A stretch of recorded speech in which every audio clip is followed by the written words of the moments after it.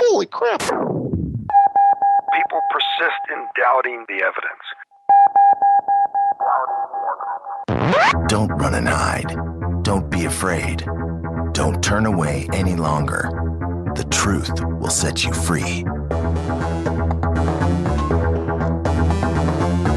You're listening to Jimmy Church Fade to Black on the Dark Matter Radio Network. We're turning all of our antennas towards Jimmy Church on Dark Matter Radio.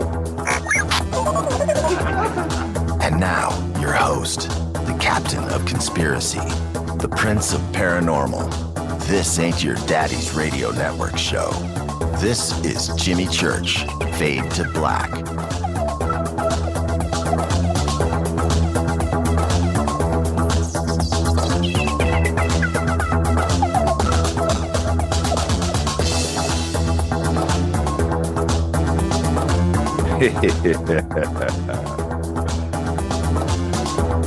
How you doing? How you doing? How you doing? This is Fade to Black.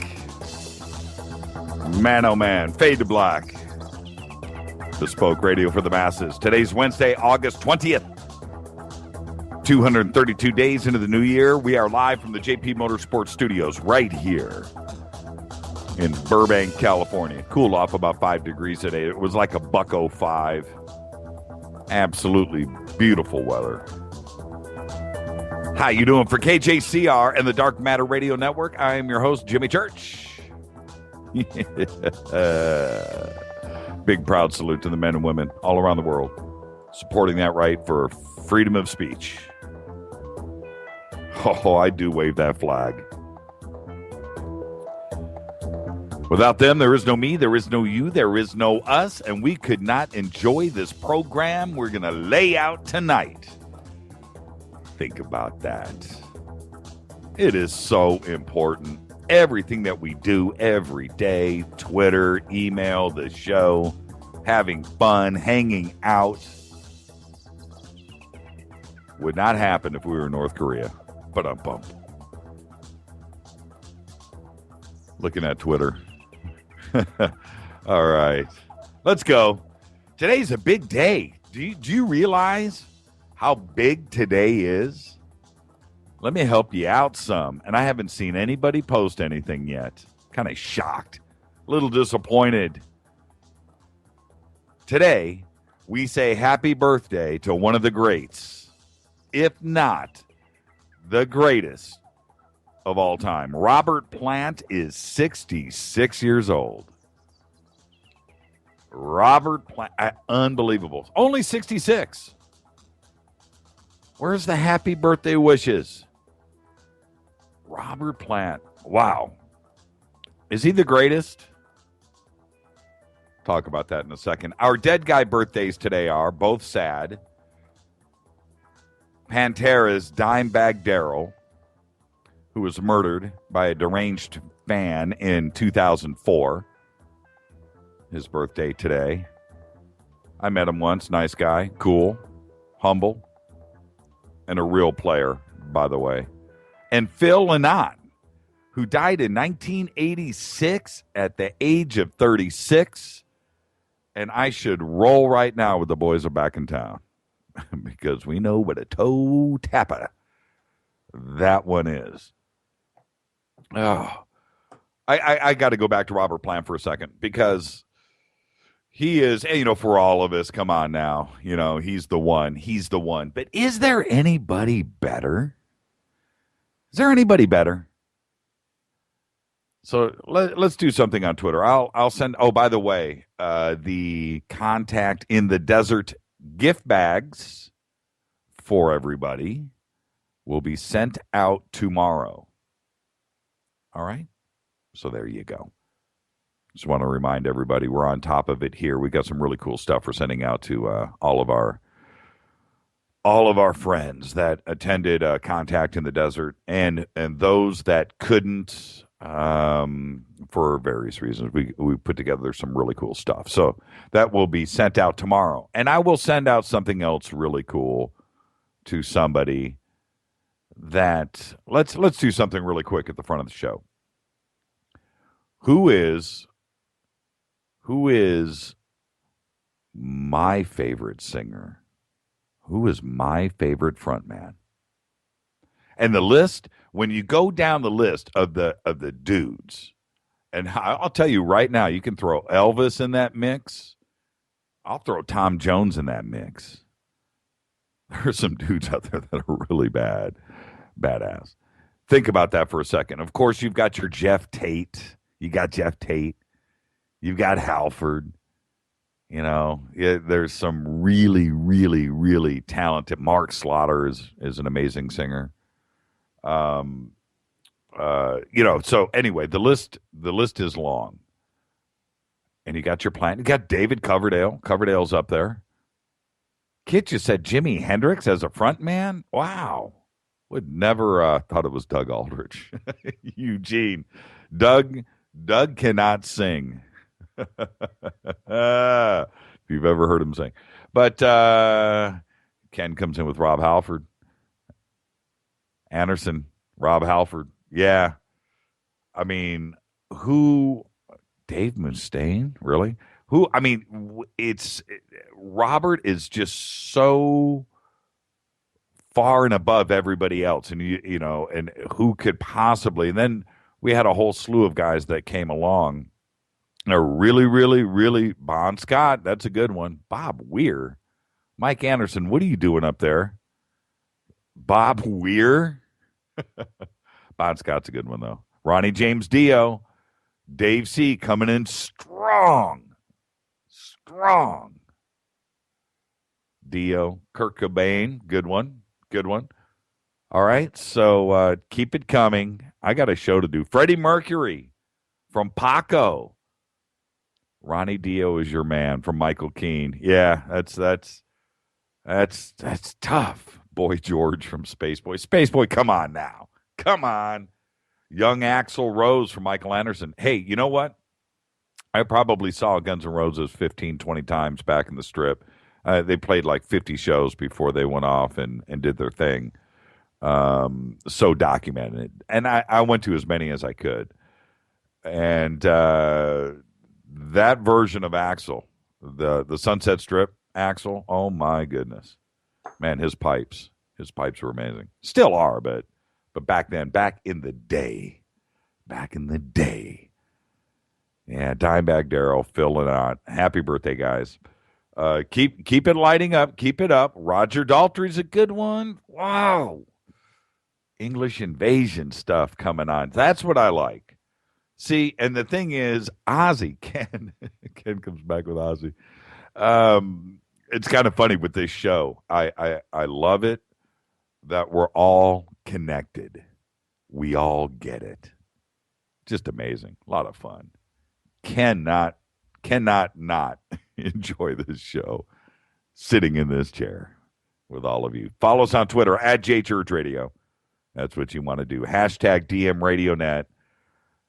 Geddy Lee? Yeah, okay. All right. I'm sort of with you. And then Paco comes back with Jagger. Mick Jagger. Who? Okay. We'll play one more game, and then we're going to move on. This game is called Luckiest Man Alive. Luckiest man alive. Who is the luckiest man alive? Let me help you. I'll start off with this. The luckiest man alive would be, here's an easy one. The luckiest man alive is Duff McKagan. Duff McKagan could be considered the luckiest man alive. Who else is the luckiest man alive? How about Keith Richards? Is Keith Richards the luckiest man alive? Charlie Sheen, Tom Brady, the luckiest man alive. Who is the luckiest man alive? Think about that for a second. I used to say it was Neil Young. I've changed my ways on that one. But, yeah, the luckiest man alive. Any Beatle not named Paul or John. Good answer, Eugene. Ringo Starr is certainly the luckiest man alive. Paco comes back with Hefner, and I'm with you on that one, my brother. And Michael King comes back with Hefner. D. Snyder, he's not the luckiest man alive. He's got talent. Now, J.J. French, on the other hand, Bob Dylan, yes, Betty Oliver is going to get a gift in the mail.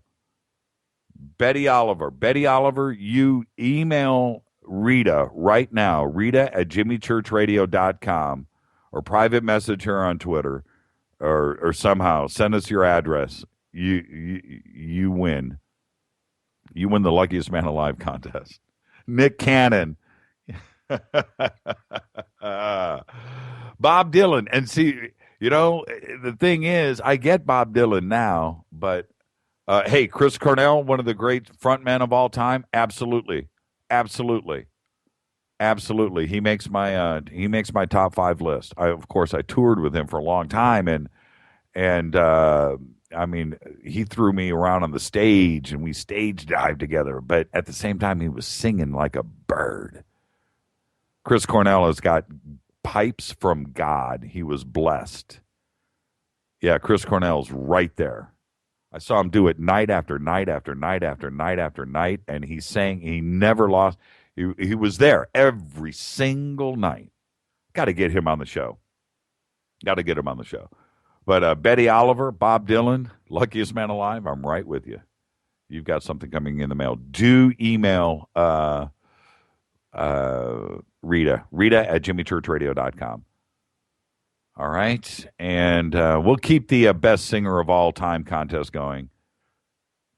We'll keep that going. All right. No problem. I don't want to cut that one off. I want to keep that one alive. Wow, the time is going by. We got a big show tonight. Got a special surprise guest at the bottom of the hour just for the Fadernauts.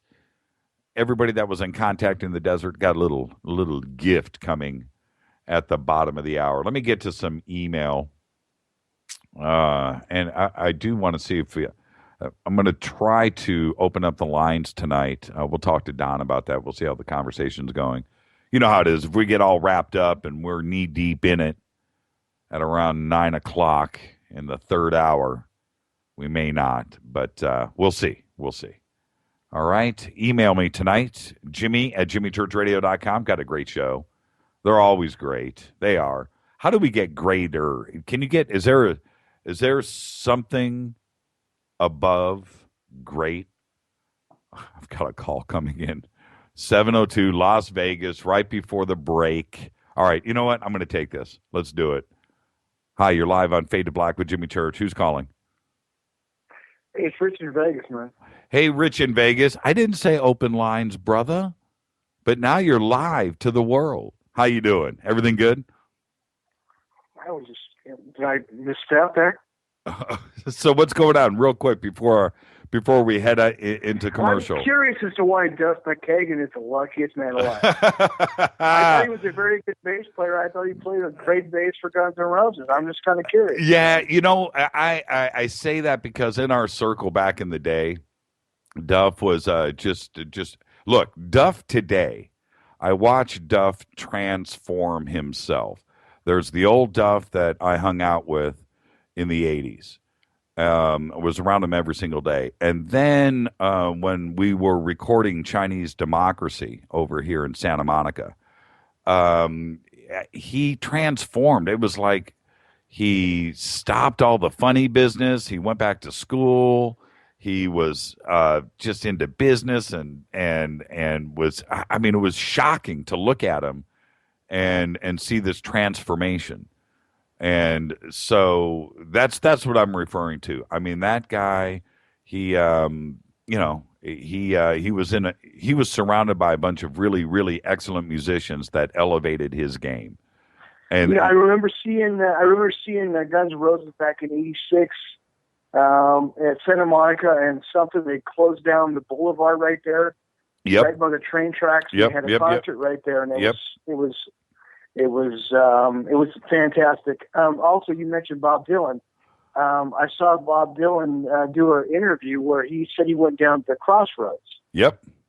Basically made a deal with certain entities. So I was curious about that too, also. And, you see, the thing is with certain singers, and that's what I was referring to when I was talking about like Neil Young and Bob Dylan. When I was growing up, I was into the precision singer. The guys that, and the guys that to me and I'm just talking about my personal side. Those guys that just didn't have that image of like Robert Plant, those larger than life guys that were out there killing it.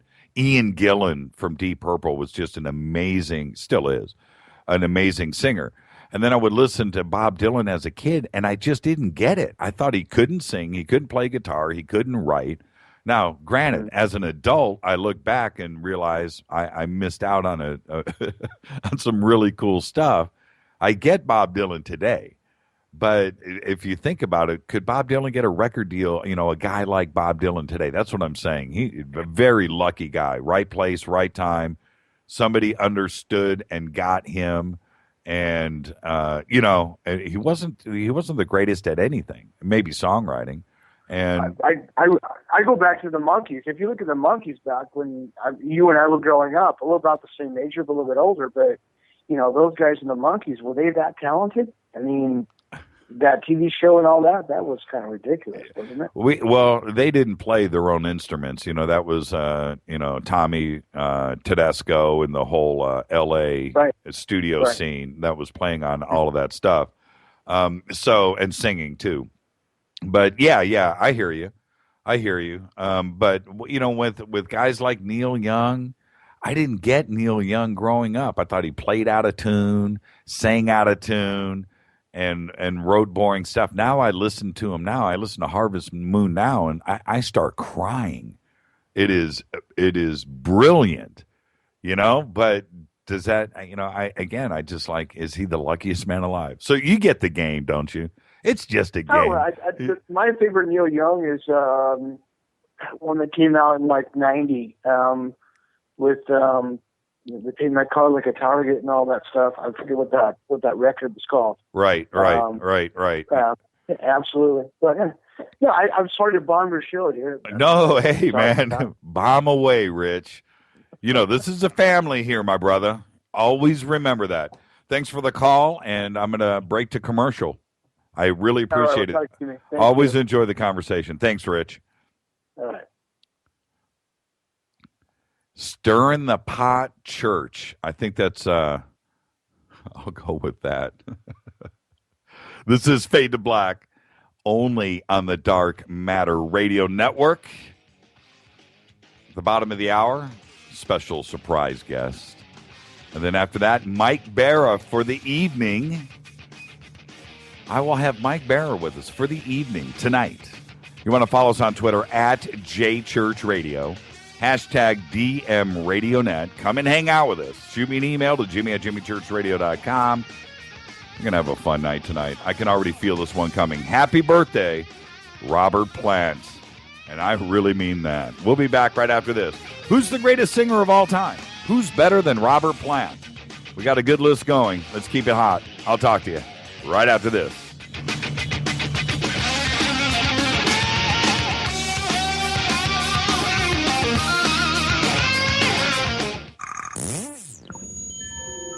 You're listening to Jimmy Church Fade to Black on the Dark Matter Radio Network. What's up, revolutionaries? It's me, Jimmy Church. Do you have an IRS or state tax issue? Well, I did, and I called national tax experts. My problems were fixed, done, fini, and man, I got to tell you, it was a relief. National Tax Experts are a recognized tax office that services clients in all 50 states. Doesn't matter where you live. Give them a call. I'm telling you, they take the time to understand each and every client's individual financial status as well as their financial goals. And that's exactly what you need, my brother, when you're taking on the evil three-letter. So, seriously, give them a call today at 1-877-909-5444. Again, 1-877-909-5444, or go check out their website, www.nattaxexperts.com. That's NATTAXEXPERTS.com. Tell them Jimmy sent you. This is KJCR at JimmyChurchRadio.com. On the Dark Matter Radio Network.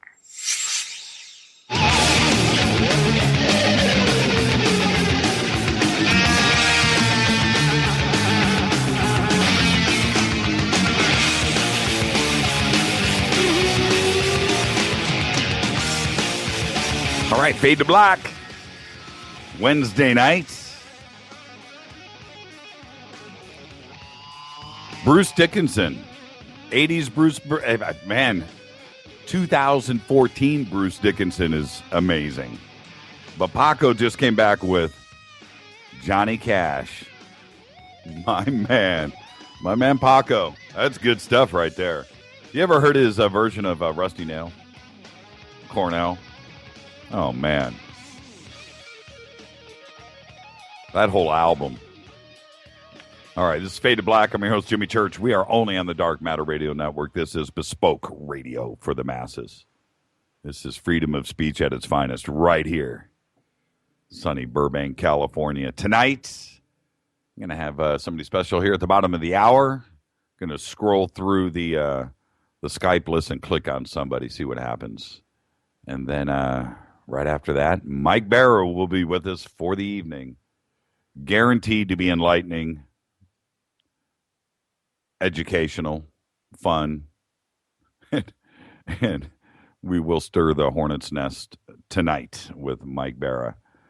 That was good. I gotta go with you, Paco. That's Johnny Cash was a good call, not the right call, but a good call. Glenn Danzig, Michael Anderson. Okay, all right. Let's get the show going. Keep it. I'm writing, and I'm watching. Steve Perry. Steve Perry at his height, not his height, but at his peak, because at his height he was not very tall.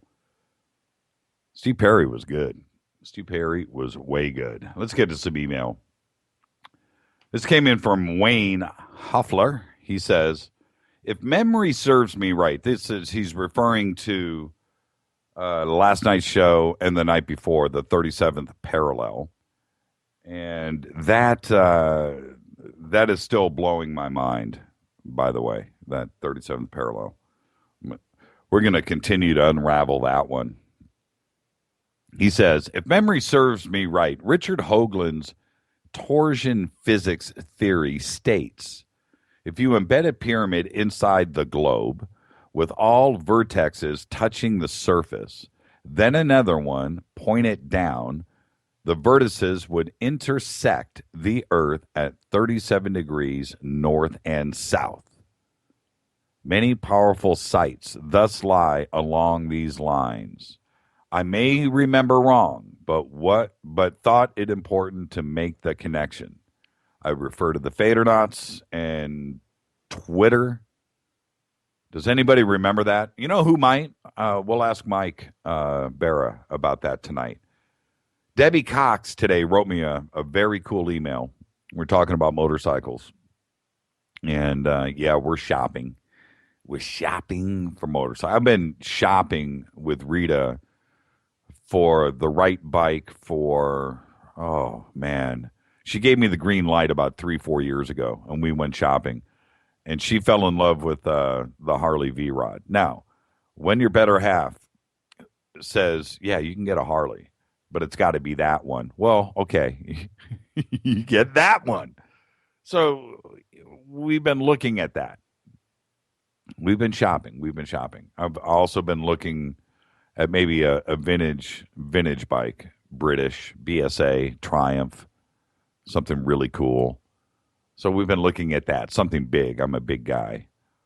So we're, possibly a vintage Japanese bike, late 60s, early 70s, something really cool. CB750, be a nice bike.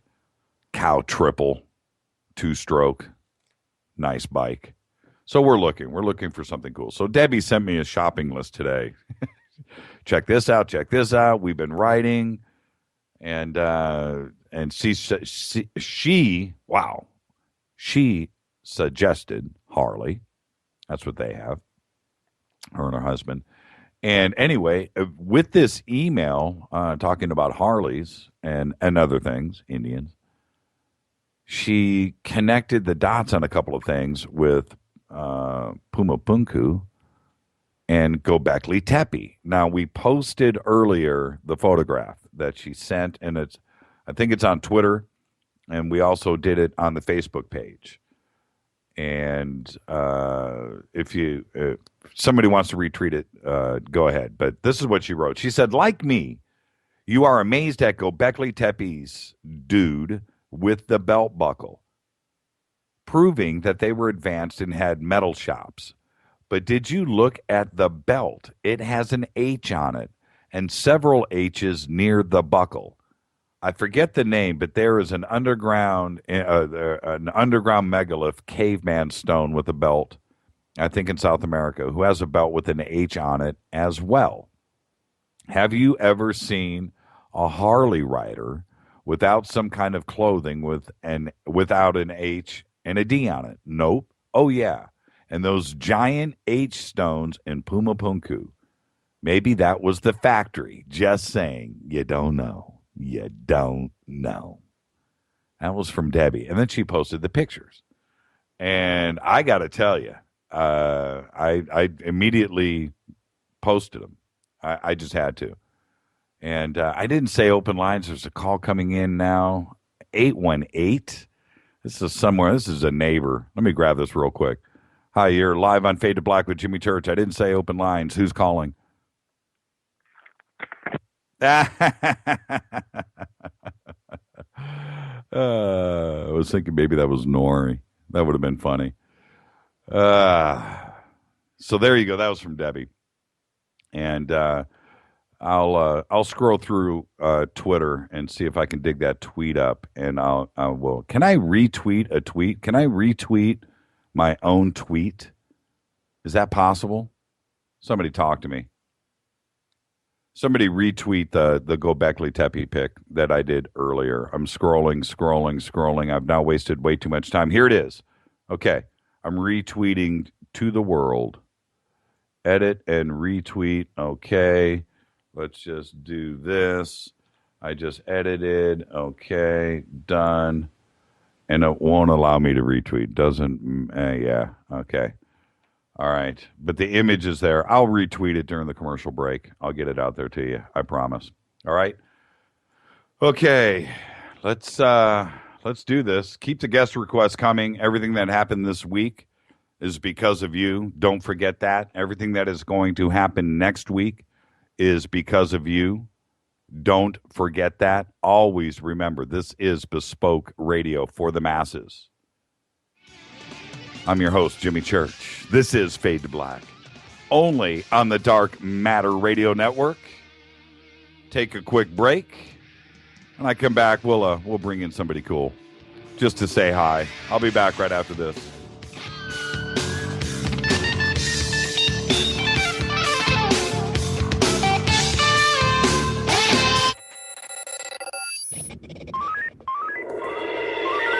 Way out here, we listen to Jimmy Church on the Dark Matter Radio Network. Dark Matter. Dark Matter. Dark Matter. Dark Matter. Dark Matter. You're listening to Fade to Black on the Dark Matter Radio Network.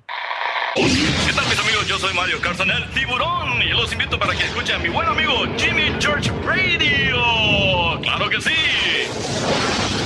Oi, oi, I'm Reese Evans. You're listening to Jimmy Church. This is Revolution. The revolution will not be televised. The revolution is on radio. Ciao.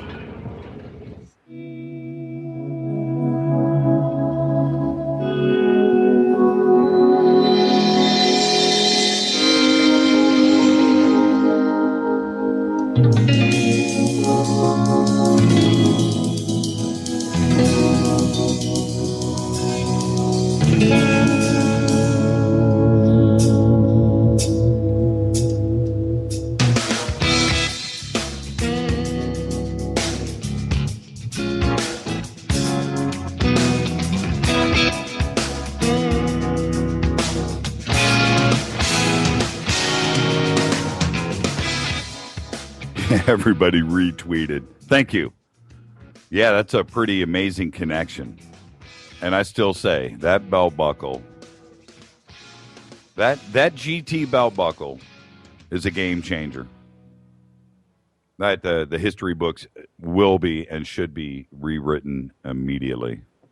This is Fade to Black. I'm your host, Jimmy Church. Welcome everybody listening around the world, across the United States, hither and thither, to and fro, back and forth, north and south, east and west, back and forth, up and down. You just got to love this. So I'm scrolling through my Skype list, and I just arbitrarily landed on Don Schmidt. Don, how are you tonight, sir? How are you, man? I'm just great. It was great meeting you a couple weeks ago. We had a good time. Yeah, it was an amazing time, and I must say, and I know you hear this all the time, and we say this with such emotion and friendship, but man, you are the sharpest dressed man in ufology. Even in the desert, I know. In the desert. I was talking to Victoria a couple of days after contact in the desert, and she goes, Jimmy, we just reposted a bunch of your pics on our site, and I'm going. She goes, Don wore that suit and didn't break a sweat. I said, you know how many people have mentioned that he was calm, cool, and collected, and together, the hair wasn't out of place, and he was just one distinguished-looking gentleman. She goes, I'm looking at these pictures of him on your show, and I know everybody's dying there, and look at Don, he looks fine. I said he was. That was the crazy part.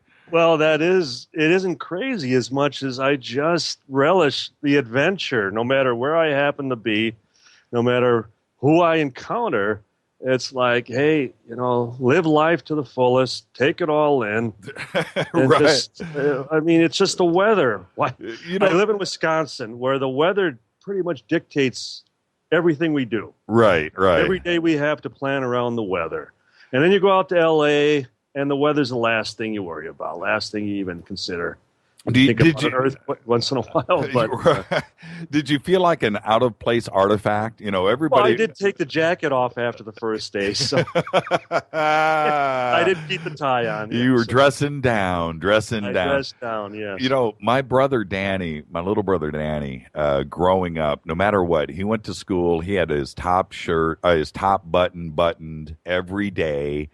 Out of the whole family, he just always did that at the age of 5, 6, 7. And were you like that in school too when you were growing up? Were you sharp dressed man? Did you do that?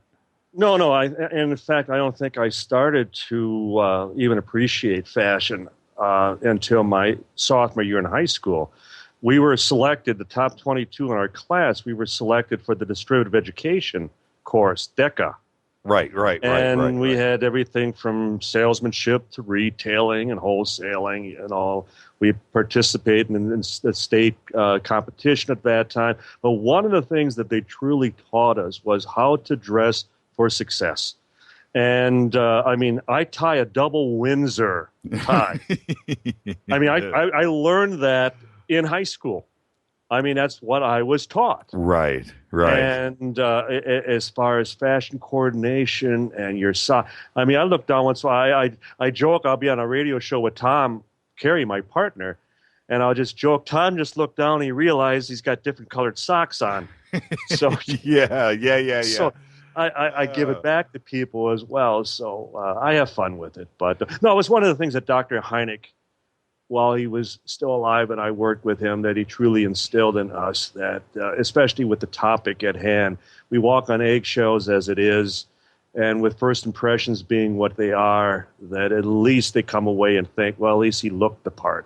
He dressed the part. Yeah, you actually bring up a very good point, and I'm not saying this in jest at all, but back when everything started to break on Roswell, and you were doing, different press conferences or speaking on camera, We were on everything. You were on everything. You did look a little bit different than everybody else that was around you. Do you think, and you know what I'm saying, I'm not saying this in jest, I'm being very serious. You were professional and had a demeanor to you.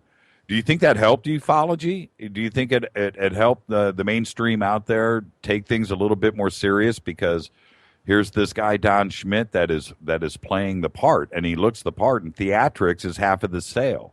So, you know, I don't know if you're old enough, but I grew up, for example, with the TV series The Invaders. Right. Actor Roy Finnis. And if you even look back to here he is, you know, this one-man war against the invading aliens from another planet. And he's almost always in a suit and tie. And Hollywood has always, you know, presented its heroes, whether in a costume or a suit and tie. They stand out.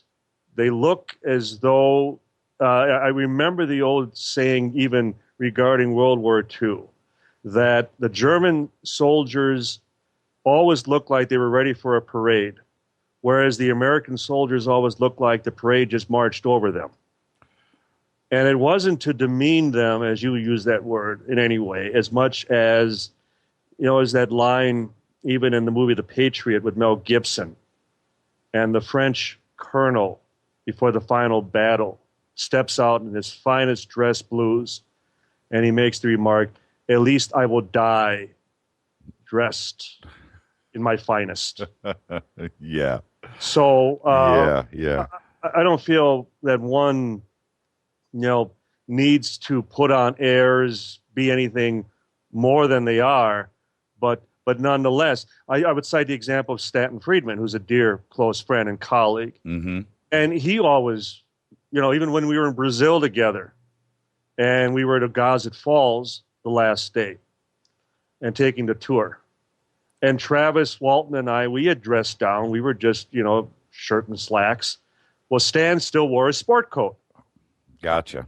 Even though we were getting sprayed with water every 10 feet. Right. So it becomes part of your persona. Dr. Hynek, it was always, you know, is holding his pipe. You know, it almost becomes like a prop. What people expect, they expect to see you that way. It's kind of like, I cite the example that, you know, the old Leave It to Beaver show, that if Eddie Haskell happens to throw a rock through a window, everybody goes, that's just Eddie. But if Wally Cleaver should have done it, they would have hung him from the nearest tree. You know, it'd be so unlike him. What became of him? So part of my shtick. Yeah. Okay. So, but next year at Contact in the Desert, you know, it's going to be 110 degrees. I expect in May next year. Yeah, that's what I heard. Well, I was talking to Victoria. You know, she said, Jimmy, I said to her, why don't we do it, you know, September, October? She goes, you know, it's typically hotter then. Oh, wow. And that just sent a shiver down my spine. You know, just imagine. Yeah, exactly.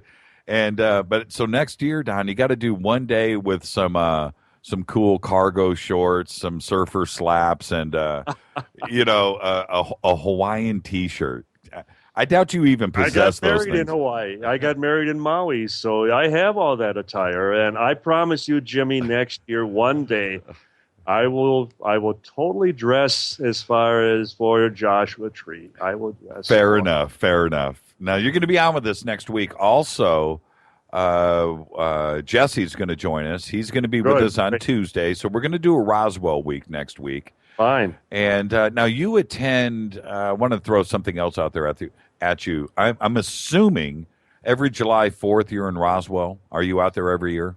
Yes, for the annual festival celebration commemorating the 1947 event. Right. Yes. Well, next year we're planning, we're going to take a bus. We're going to do a party bus out of Burbank with a bunch of contest winners on the show. We're going to load it up. We're going to do a 3-day party and then roll into Roswell. And so, and we will roll out the red carpet. It's going to be it's going to be a blast, and looking forward to seeing you. So we're going to do a Roswell week next week with you and Jesse.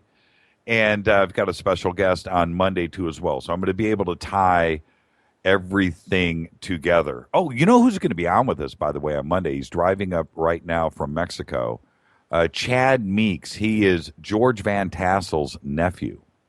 My God. Yes. Wow. Talk about one of the original contactees of the 50s and 60s. It's going to be it's going to be a crazy week next week. I'm so looking forward to it. Didn't you sense that? I mean, as close as we were to Giant Rock. I know. At Joshua Tree, and to think back to those people. Yes. During the 50s and 60s without any comforts, any conveniences, tens of thousands of people. and not a porta potty in any picture. Well, and not an air conditioner in a car, or let alone all the tents and campers that they were decked out in. So if you had a time machine, would you go back? Would you go do one of those out there at Giant Rock? Oh, of course. I would too. I would too in a second. So many things, and it's one of the things I often reminisce about, that while the Air Force, was our mortal enemy, so to speak, regarding the UFO phenomenon, and the fact that as much as investigators were glancing skyward, waiting for the next sighting, every time the Air Force would call a press conference, and we knew they were going to always explain away everything as being prosaic and conventional, nothing to see here, that type of thing. Right. But I was a kid. I grew up, and I missed all that. I wouldn't start until the late 70s. But nonetheless, I always look back, and I think that was the heyday. Those were the years that you had the common, as far as obstacle, and that being the government, who was withholding so much of the data. And now, in looking back, those were some of the best cases, not just Roswell, but everything, through that period of time. Certainly. And how much of that information was never gathered as efficiently, as accurately as it should have been. All those witnesses now long gone, and so much of that, those experiences, it's gone with them. And irretrievable. I'm so thankful for the Van Tassel stuff that is still archived, that you can go. Somebody had the vision in 1953 and 54 and 55 to record all of his, or not all, but a bunch of his discussions that he had, at Rotary clubs, town hall meetings, and you can go and listen to those right now. They're on YouTube, and you go and you listen to those. And Van Tassel, if I was speaking with Chad about this the other day, if I transcribed one of his meetings word for word and handed it to you, Don, and you just read it on the air, it would be as relevant today as anything else that is Isn't spoken that amazing? about. Yes. Isn't that amazing? It's crazy. George Van Tassel freaks me out, and I'm just glad that we have and I really mean that. When I say freaks me out, I watch and I listen. I'm like, this guy, this is just incredible. Just incredible. So he was more prophetic than what you're saying, as far as... Well, it's how he, when he talks about gravity and time travel and contact and friendship and earth and man, it's wow. It's ahead of his time. Yeah, way. And so I'm just saying, it freaks me out. I'm just thinking he was definitely onto something. He knew something. Well, there was an innocence back then. So much of this was so new as far as to the general genre of the time. Even Hollywood, as far as those old classic movies, Day the Earth Stood Still and The Thing and so on during the 50s. And it was an awakening in many ways. But then again, so much of it was clouded in government bureaucracy that, yes, I couldn't agree more. We need to go back and re-examine, reinvestigate so much of the past regarding the UFO phenomenon, because if we don't, the government certainly isn't going to come clean. I'm one of those people who just doesn't believe that disclosure is going to happen in my lifetime, because if anything, the government is nailing the lid down even tighter as we speak. Right. So we have to do it. We have to keep. That's what was wonderful about Joshua Tree, because it was not only an event as far as among kindred spirits, but it presented all the different aspects. People could come and go and accept and listen to whatever suited as far as their curiosity. and then next year they can attend the ones they missed this year. So you know what we got to do next year, and I can't believe we that Victoria. I'm saying we, but all of us out there. Nobody planned a little trip a few miles down the road to Giant Rock. I was surprised. Yeah, I thought that certainly would have been part of, but they were so jammed with all the activities, all the presentations, all the overlapping lectures and workshops, and they had their hands full, no doubt. And it wouldn't hurt to cut back on some of the speakers and then allow for some of these additional outside trips and tours and that type of thing. Yeah, they should have been.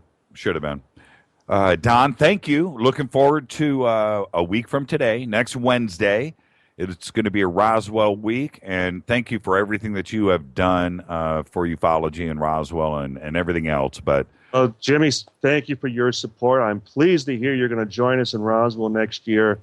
And then we'll see you back in Joshua Tree as well. But a week from tonight, we'll do 2 hours on Roswell. I look forward to it. Thank you, Don. You have a great night. Thank you, Jimmy. You too. All the best. All the best. Same to you. Thank you.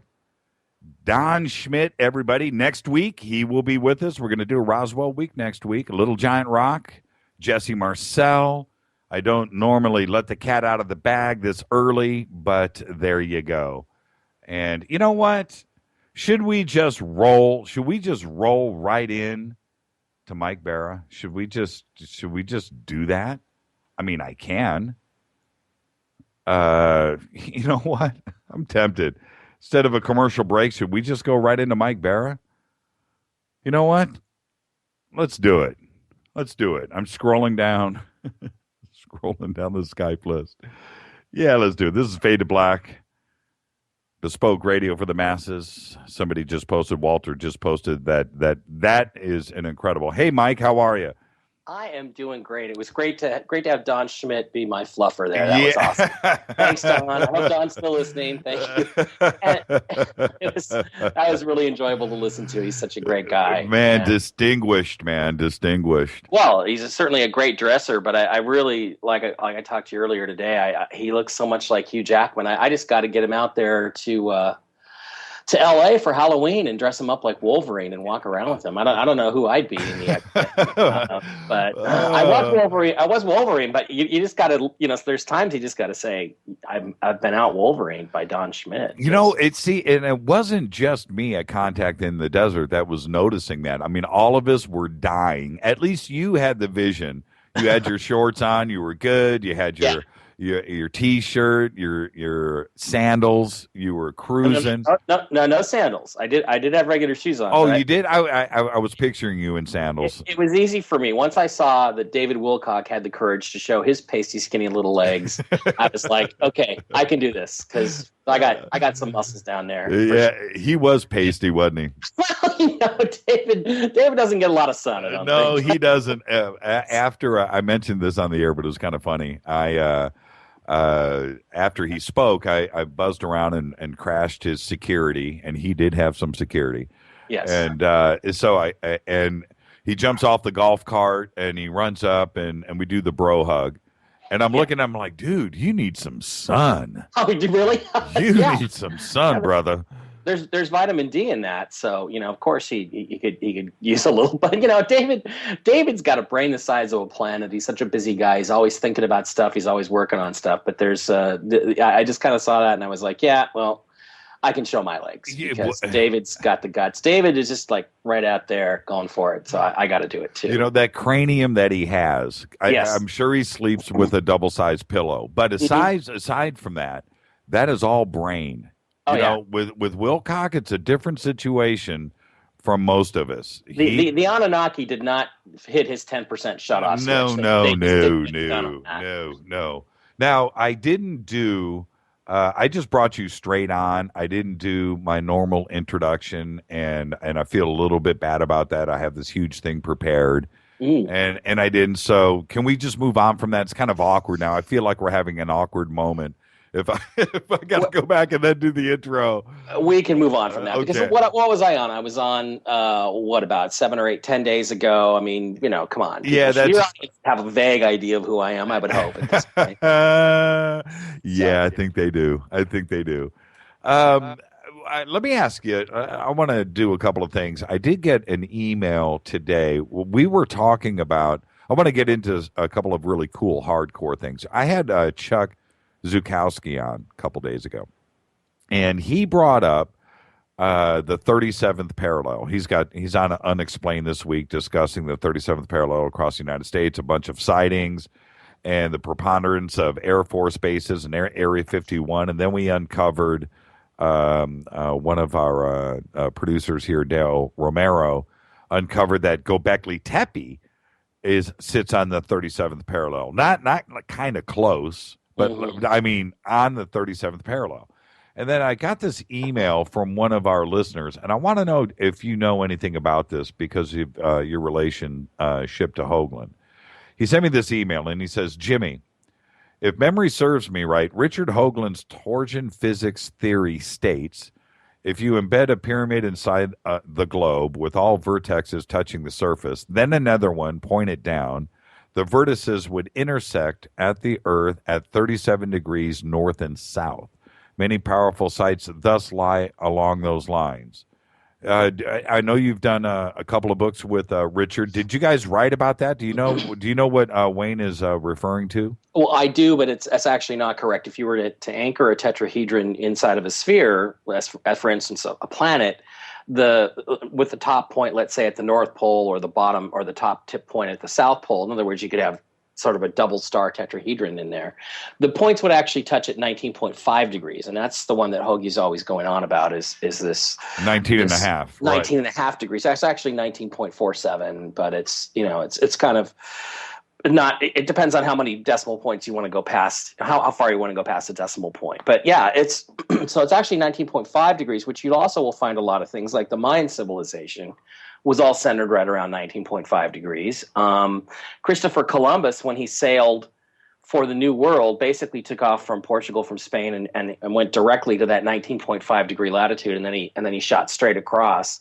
So there's a lot of that's kind of an interesting number. Also, the Masonic thing, there's a Masonic number which comes up a lot, which is 33 degrees. Now there is a sort of obscure mathematical connection between 33 and 19.5.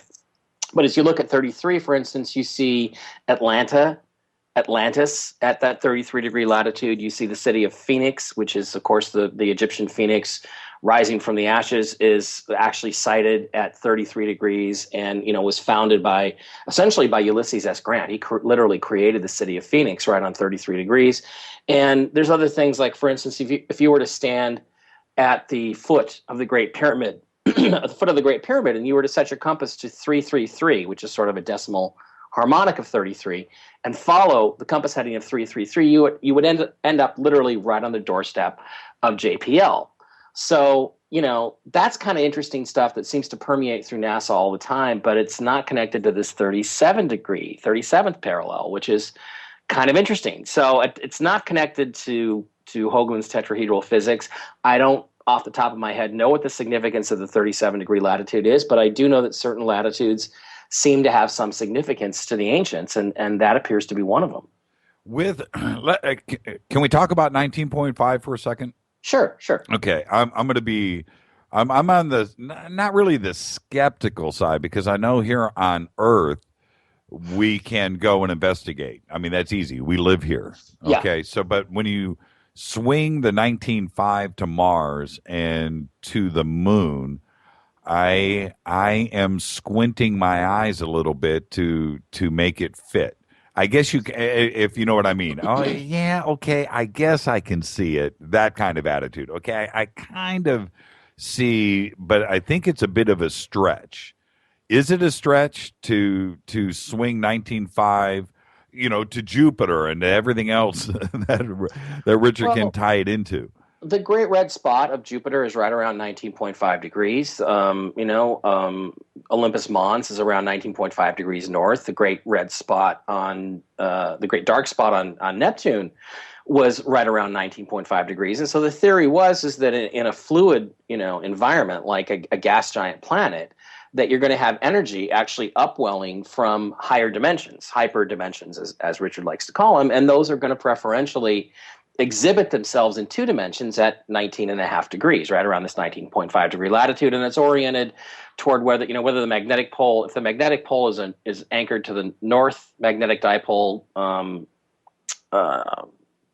pole, then you're going to get the spot at 19.5 degrees south. In other words, if there was a giant tetrahedron inside of Jupiter, the point was anchored at the North Pole, that's going to touch at 19.5 degrees south, which is exactly where the Great Red Spot is. So that idea is that you're going to get these surges of energy, or these upwellings of energy, energy being gated down from higher dimensions at those spots. And it was pretty consistent throughout the solar system. It's, I've got lots of examples in some of my presentations. Even the Hawaiian volcanoes, Mauna Kea and stuff, are right around 19.5. And it's not exactly perfect because magnetic fields are not exactly perfect either. And exact magnetic north is not always perfectly aligned. But, there does seem to be a trend and a tendency. And, again, as far as the moon goes and stuff, let's talk about Apollo 17, because in Apollo 17, the one landing that they made that was not equatorial was the Apollo 17 landing, and it was at 19.5 degrees north latitude on the moon, and they landed right next to a hexagonal-shaped, quote, mountain that they called the South Massif. And in fact, that was hexagons have a lot to do with the geometry, and it's the stuff that Hoagie wrote about a lot in his book, in Monuments of Mars, and we also covered a lot of it in Dark Missions. So I think that it's not fair to say that it doesn't apply elsewhere. I think that you can look at this and you can say there does seem to be some tendency towards this in a solar system. And Hoagland, the thing is, you have to remember is that in physics or in any science, prediction is the essence of what you're talking about. You have to be able to make predictions, otherwise your model or your theory kind of falls apart.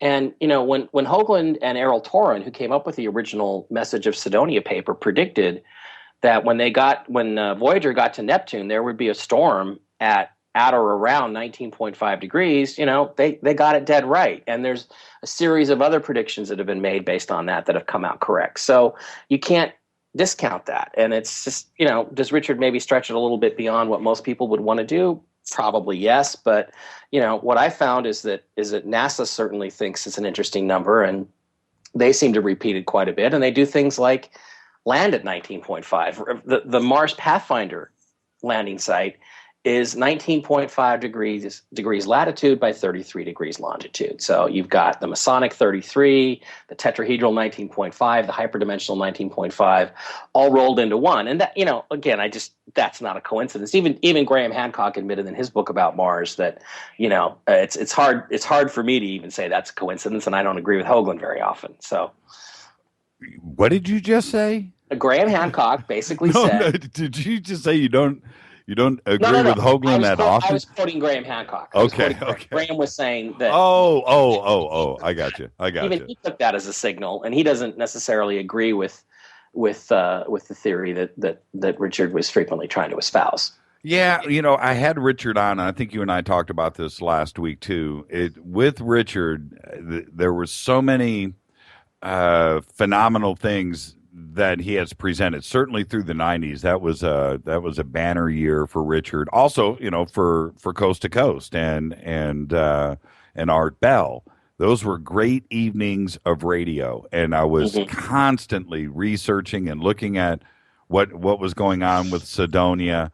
Now looking back, I'll throw this back at you. Looking back, do you feel as solid on Sidonia as things were when they were on a roll in the 90s? Do you still have the same conviction today? Oh, I'd say about 1,000 times more. I mean, the more better pictures we get of this place, not just of the face on Mars, but of all the other structures around it, the more obvious it is to me that there's artificial construction there. Yeah, I mean, you look at. There are little tetrahedral pyramids all over the place. They're arranged in tetrahedral geometry. You have the close-up views of the face on Mars. There's a collapsed structure on on what we would call, from the viewer's, the right side of the face, where there's all kinds of architectural construction, tubes and beams and things. And I mean, the more pictures you get, but by the way, contrary to what my critics say, they frequently accuse me of not not bringing up or commenting on the Mars Reconnaissance Orbiter images of the face. And in both of my Mars books, I've gone all over their images. And the closer you look at the face and the closer you look at these other structures, the more obvious it is that there's construction on them. So, no, I'd say, Don, Jimmy, that I'm 1,000. I was thinking of Schmidt again. That I'm way more convinced than I was even back then, because the more pictures we get, and also the more that I observe NASA's behavior around the region and the things that they say and the articles that they put out. I'm fully with you on that. The more convinced I am that we were right all along. And again, that's what I tried to do in Dark Mission, and also in a couple of these two Mars books, is to just remind people of all the things that the independent research community has been correct about, and all the things that NASA has been wrong about in terms of predictions. Well, if I was running NASA, and I really mean that, if I was running NASA, it seems to me with our technology right now that we would be able to do the things that we need to do on Mars. And we always seem to come up short. We always seem to miss the target. We always seem to not dig deep enough. We don't drill deep enough. We know that there's frost and snow, and why aren't we landing rovers there? We're questioning whether there's water on Mars. Well, we know. Why aren't we going there? And I just don't get it. If I was running, I would dig some seriously deep holes. I would not drill, a half inch into a rock. I would seriously go and dig some holes and get some real research done. We have the technology to do that. And NASA seems to, on purpose, come up short. And that's the way that I feel. In my bones, Michael, we're not doing enough, and we're deliberately missing where we really need to go. Well, you got to be careful there, because if you drill too deep, you're going to fall through into the Krell ruins that are buried underneath there. So you don't want to do that. You can't do that on live television. I think that the most interesting case, I think it was Mars Polar Lander, if I remember, the one of the ones that we've lost. That was the most curious case, because it was a situation where they were going to land, I believe, at the South Pole. I believe also it was around 195 degrees longitude. I don't remember exactly, but they were going to land there, and they lost the probe. And NASA said, "Oh, well, we've lost it. Sorry about that. We lost another one." And they kind of went on like this for a while, and then they claimed they were really, diligently looking for it. And then the guys at the at NEMA, the National Imagery, I don't know, it used to be the Errol Torren used to work for them. It used to be the Defense Mapping Agency. They went and looked, and they said, "Hey, we found your probe. It's right here on this picture, and you can see it and its little landing legs, and it seems to be sitting there just fine." And NASA said, "Oh, well, thank you very much. We didn't ask," and pushed them away and pretended like that never happened, and just sort of talked it down. And the whole thing just evaporated in the press, and nobody except Hoagland ever really pressed the issue. But the bottom line is that another agency looked and said, "Well, we found it. It's right here." And NASA says, "No, that's not it. That's just a funny looking rock that happens to look exactly like our lander." So why they would do that, what they were sneaking around, and looking at, and didn't want anybody else to know before they had the data in. I'm not really sure, but it's consistent with, for instance, Mars Observer's disappearance in 1993, which was a really strange situation, and it had it would have given them an ideal opportunity when it disappeared. It gave them an ideal opportunity to take Mars Global Surveyor quality images of Cydonia and know exactly what the camera was going to be able to see, exactly how they'd have to alter the images if they chose to do that to cover up all the stuff they didn't want us to see. And, it would give them basically a chance to also decide how best to photograph it in the worst possible light and make it look as ridiculous as possible, which, 6 or 8 years later with Mars Global Surveyor, that's exactly what we got with the very famous cat box image of the face on Mars. Well, this is the conundrum. This is the paradox that we're presented with, which is, are they, NASA, are they afraid of actually finding life, right? Are they afraid of that? And you touched upon that earlier. Why drill too deep if you're going to fall into Krell civilization? Well, But then if they did find life on Mars and could present us with that, then they would have unlimited funding. So I'm in this weird. No. That's such a myth. In 1996, remember they found the bacteria in the Martian meteorite, and their funding didn't increase. So that idea that their funding would go through the roof is a myth. It's not demonstrated by history. And the truth is, too, Jimmy, they found life. In 1976, the two Viking landers both came back positive for life. There were 4 experiments on board. One of them, the label release experiment, which was run by Dr. Gil Levin, came back positive for life. NASA was, no, there's no life there. The other 3 experiments, they showed that there was no life. It was just a funny chemical reaction. And Dr. Levin has stood by the findings now for 30 or 40 years. And there have been some new recent papers that have shown that the other 3 instruments were not sensitive enough to have picked up signs of life. The only one that was a label release experiment, and it found proof of microbial life twice, two different times. So, they already have found it, and yet they've kind of done all they can to poo-poo it and not really take it very seriously, and bring out a lot of people to come in and dispute the results. And it's kind of weird, because if that was really the case and they really could get more funding by finding life on Mars, then they would be shouting from the hilltops that they'd found life on Mars. Yet it's exactly the opposite. They seem more interested in suppressing the information than they are in trumpeting it from the hilltops, like I said. So it's consistent with their behavior over the years. It's inconsistent with their supposed charter, which makes me conclude that their charter is not really what their true agenda is. And why do you think they're afraid of that? Well, I think there's a couple different reasons. There's obviously there could be some private reasons. Well, don't hold back. I want the real Mike Bara reason for why do you think they're holding back. I have my own reasons, and I know that this is what's going on. But why do you think they're holding back, trying to or presenting? Why not try to find life? Or if you've got it, why not put it out there for real? Well, because NASA's not the real space program. NASA's the public space program. NASA's the fake space program. The real space program is one that we know little to nothing about. It's the one that has, secret launch facilities. And they're not secret, but they have launch facilities on Cape Canaveral that nobody really ever gets close to, that had their own shuttle program, that's rumored to have had launch facilities in Utah at 6,500 feet. So that, there's a private space program, and it may even include very advanced propulsion technology that they've developed since the 1960s. I mean, certainly some of the astronauts were overheard to tell stories to the effect that, we're just spamming a can. They've been to the moon. They've been to Mars. They know what's there. They've got stuff that can fly around. Gus Grissom was heard to say that half these flying saucers people think they're seeing are actually our spacecraft that we're testing. Right. Which even goes back to Kenneth Arnold, which, the more I look at that case, the more convinced I am that that's a fleet of German Horten bombers that we built up and tested, and probably tested right out of McChord Air Force Base here in the Seattle area. So it's like, I think there's been secret development of technology for a long time, especially since World War II. So we have a situation where they're just sort of the public space program, and you get all the people that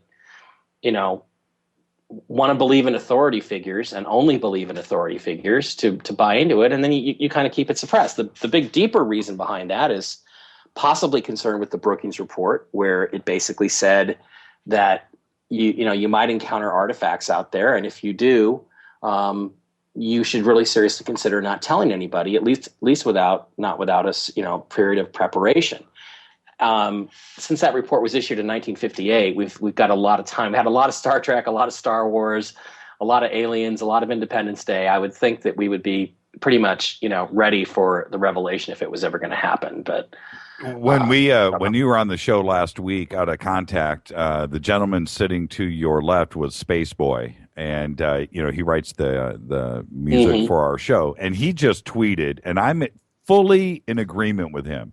I don't want microscopic crap. Yeah. There's big stuff on Mars to look at.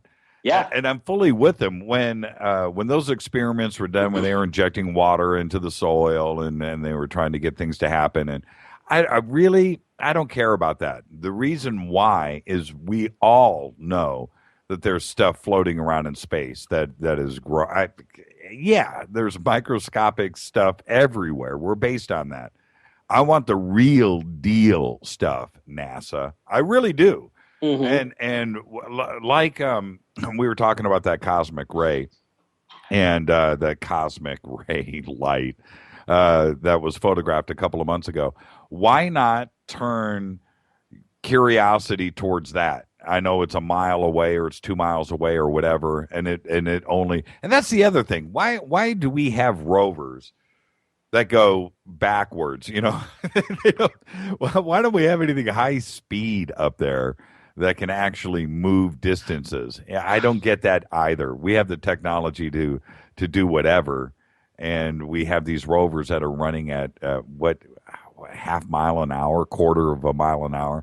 But anyway, why don't we speed towards that light and investigate that and see that if it is or isn't something artificial? It just gets my goat, man. Because it might be. That's why they're not going to go up there. Are you kidding me? I mean, look, I've got some pictures on my website on mikebara.blogspot.com. If you want to go, just type in Mike Bara with one R on Google. It's the first site that comes up pretty much. And if you go there, there's some pictures and stuff. And there's actually was when Curiosity landed, one of the first pictures they took of the panorama of the area, there was what looks like a bent or kind of a bent pyramid, very similar to ones that you see in Dashur, Egypt. And there was another little pyramid next to it. And, as they drove towards the center of the crater there, they had opportunities to take more pictures, and they did, but every time they took a picture of that area, it actually looked worse than it did from farther away. So it's one of these things where, they aren't going to go look at that stuff. There was a rock, I think it was at the Spirit landing site. Might have been Opportunity, but it was, we called it Slot Rock, and it was this so-called rock which had a completely sheared off, straight up and down face on the front. And it had a rectangular hole in it, and it had little dots that looked like regularly spaced holes around it. It really looked more like a piece of machinery that had been kind of beaten up.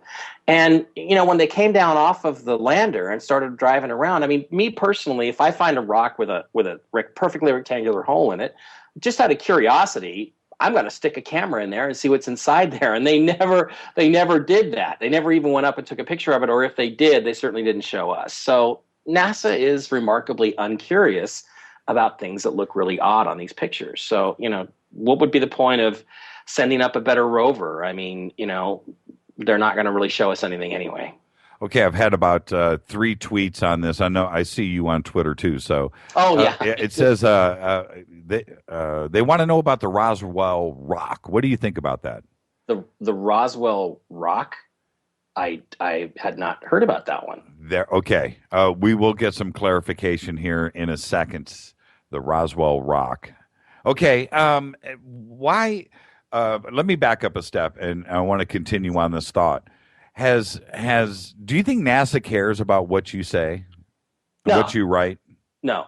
I think that they've got the conventional media, the mainstream media, is so well controlled and contained that this stuff is never going to get beyond kind of the audience that we have. I mean, we can expand our audience because younger people are much smarter than people were 30, 40, 50 years ago. They're far more interested in this stuff. So we'll have an expanding audience, but it will always be a minority. I mean, Don was on earlier talking about how you got to look the part if you're going to talk about this, and you got to wear a suit and all that. And if they're going to take you seriously, and look, they're just never going to take us seriously. I mean, none of us is ever going to be on Bill O'Reilly and be taken seriously talking about UFOs. I mean, we might get on there to talk about our show or about the phenomenon and why people are so interested in this, but they're not actually going to take it seriously. There really haven't been any really very serious UFO documentaries ever shown on network television. I guess the best one was probably that Peter Jennings one from, 10, 15, 20 years ago now. So,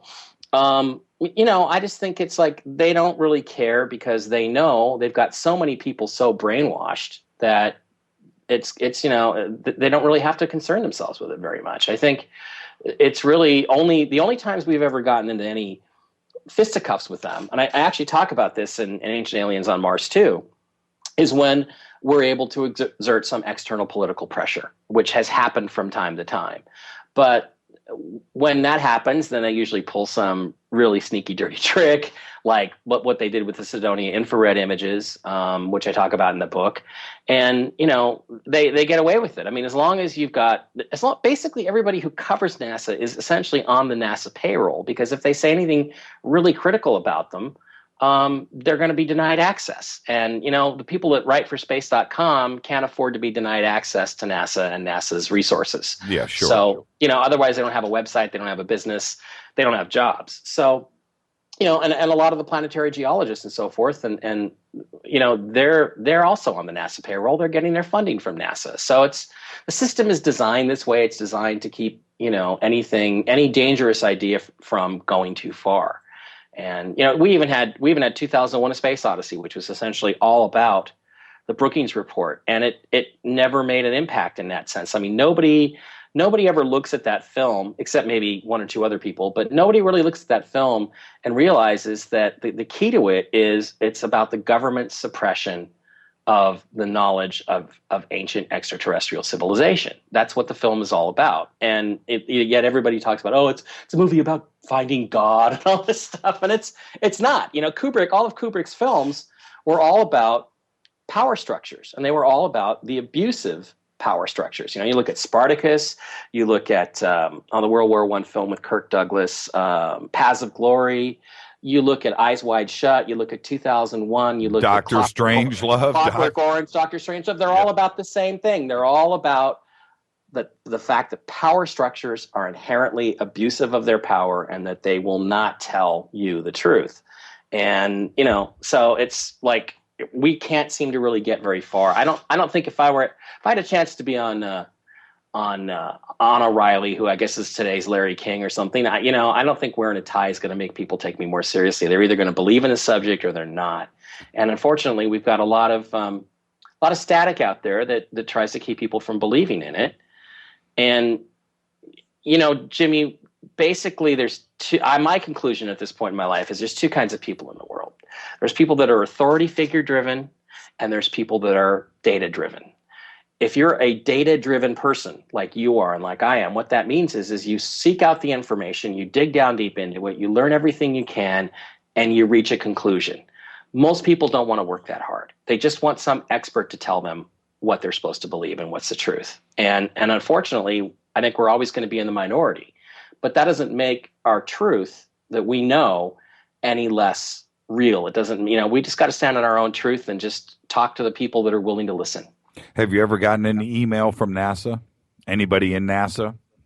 No, I can't say that I ever have. Other than Dr. Philip Christensen, he's with ASU and not with NASA, but he controlled the Themis camera.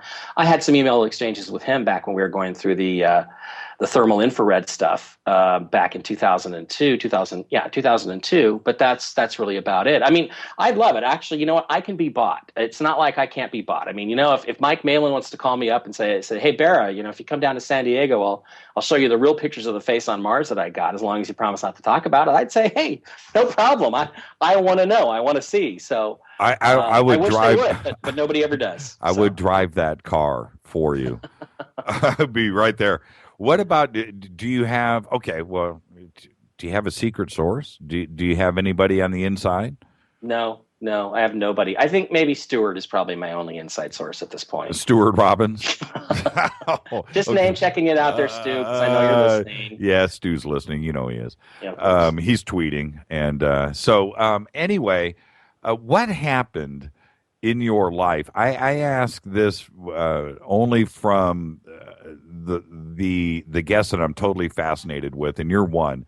What happened in your life when you were young? Something happened that made you who you are today, and what was that event? What happened, Mike?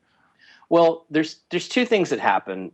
Number one, there's this part of me that always knew things weren't right. Like I was basically born this way. I was born not believing what I was seeing. I was born fascinated with space. I remember as a little kid watching Lost in Space on a regular basis when it first came on, and I think that may have actually had more to do with Angela Cartwright than anything else. But it started. You are so right, my brother. Yeah. Oh yeah, Penny Robinson, right? You're so I've had right. a Penny Robinson thing my whole life, and Star Trek, of course, when it came on, and all the sci-fi shows. But as I would watch the missions, I just had this feeling that things were not right, that they were not showing us everything or telling us everything. And I remember asking my dad, who was an executive at Boeing and worked on some programs like the Lunar Rover program there, on the first moon landings, I was asking him, Dad, how come all we have is this really lousy black and white picture? I mean, we've got a color TV. How come this isn't in color? And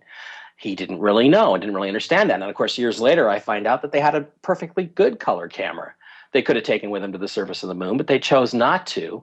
Because, in my opinion, because they weren't really sure what you might be able to see in the background that they didn't want you to see. But, so I always had this inherent thing. I was basically born with this, Jimmy. I really was. I was born this way. And then in 1996, an event happened that, based on my experience in aerospace, I knew was a lie and a cover-up. And that was the explosion of TWA 800. And so as I began to follow that, in the nascent days of the internet, and realized as they would get out there and talk about things, and then I came up with this ridiculous, there was a spark in the fuel tank explanation.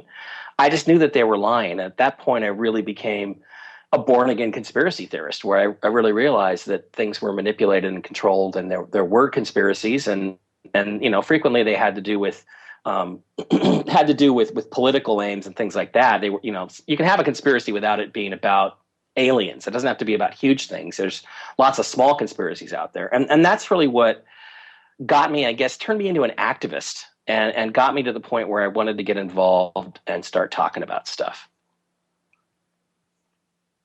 Oh, sorry about that. That was me. I flipped a switch that I shouldn't have flipped. I was drinking some coffee, and yeah, sure you were. A little Jack Daniels in that coffee. Oh, by the way, I know you're in town. I'll do this on the air.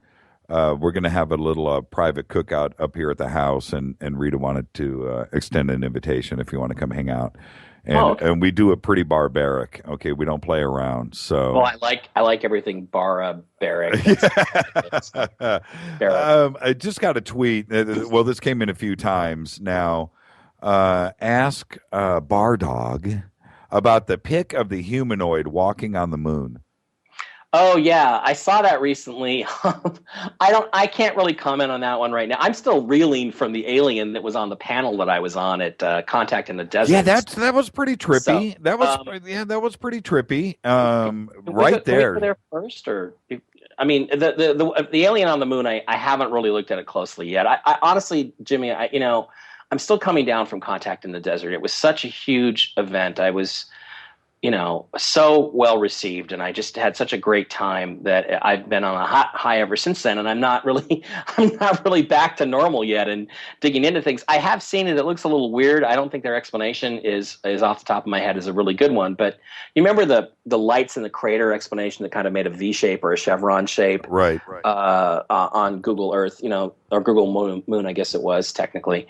That one kind of, I ended up being really satisfied that was just an artifact of the compression artifact or a data artifact. But this one I have yet to dig into, so I gotta honestly say I just haven't looked at it yet. Now the alien on the panel, I was on that panel with those guys, and I didn't see that alien there. So I'm wondering, did you guys dig through that at all? Have you talked about it? I have asked everybody am I on in the background there? Okay, I heard an echo. Right. It causes me to pause when that happens. Oh, okay. I asked our listeners to dig through your photographs, and if there's anything else that's out there before and after that, to get that to us. So we have reached out. One of the guys that John Elias that put the video out on YouTube about that, he's actually, by the way, I want to congratulate John. He is going to be our opening show starting in 2 weeks.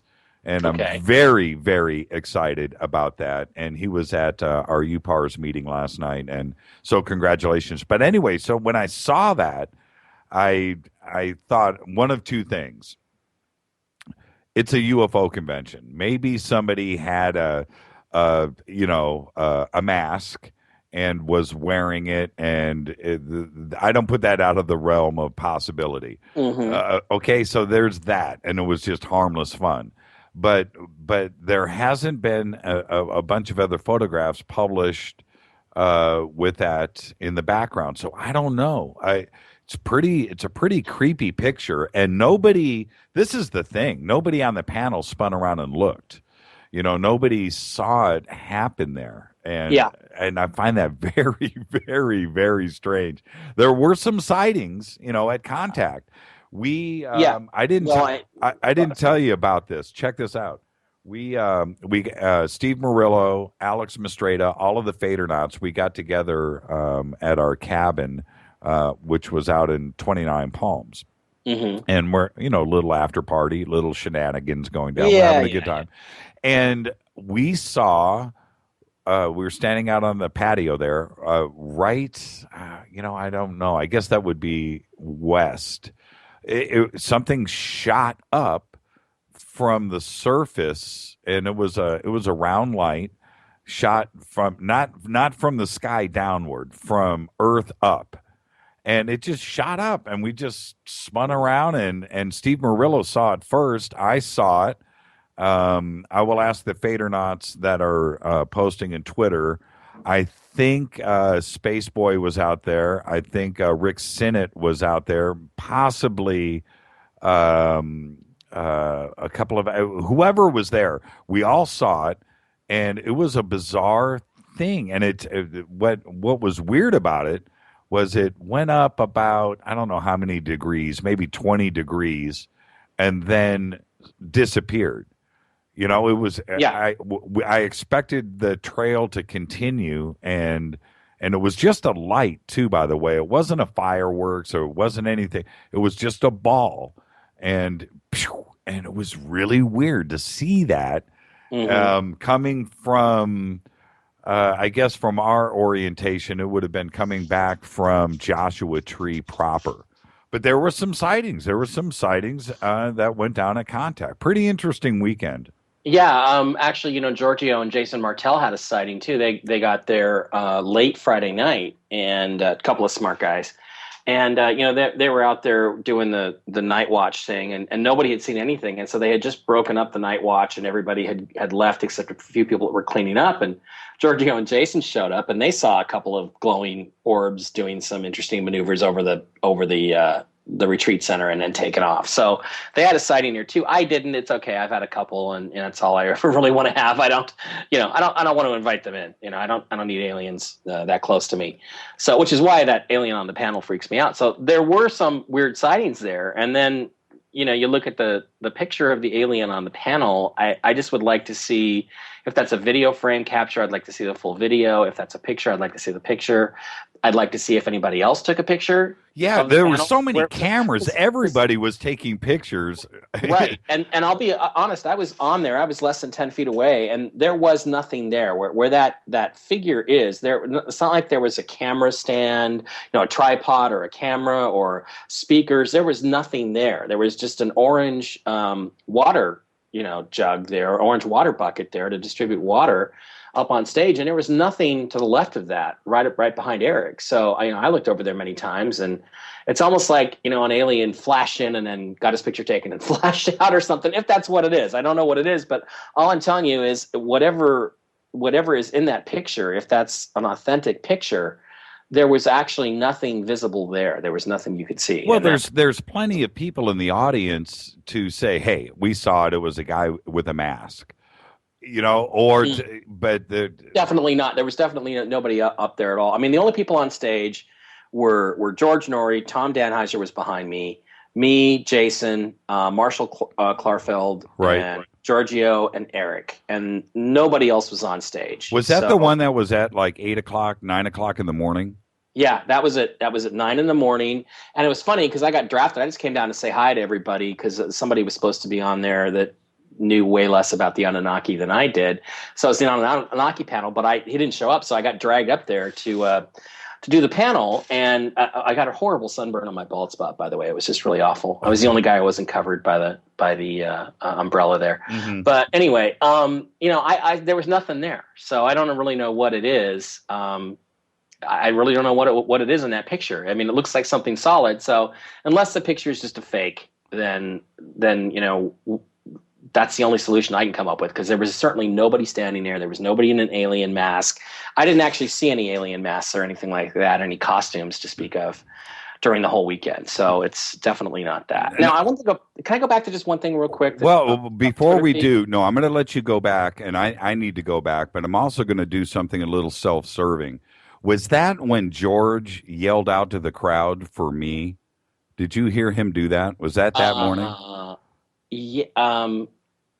Yeah, it might have been. I don't know. I don't remember that. Because I got the text. That was Saturday morning, I believe. Yeah, it was Saturday morning. It was 9 o'clock to 10:30. It was the Anunnaki panel. Okay. All right. Well, anyway, okay. So what did you want to jump back to? Well, just that somebody said that I really say that I would go to JPL or Malin and not tell anybody about it. I did not say that. What I meant to say, if I didn't say it correctly, is no, I would tell them that I wouldn't say anything about it, but I would absolutely squawk about it. Of course, they wouldn't, give me any pictures. But, if they want to leak me some of the really good stuff from inside, I'm perfectly willing to put it out there. I mean, after all, what harm can it do? Because people will just accuse me of faking it anyway. So, right.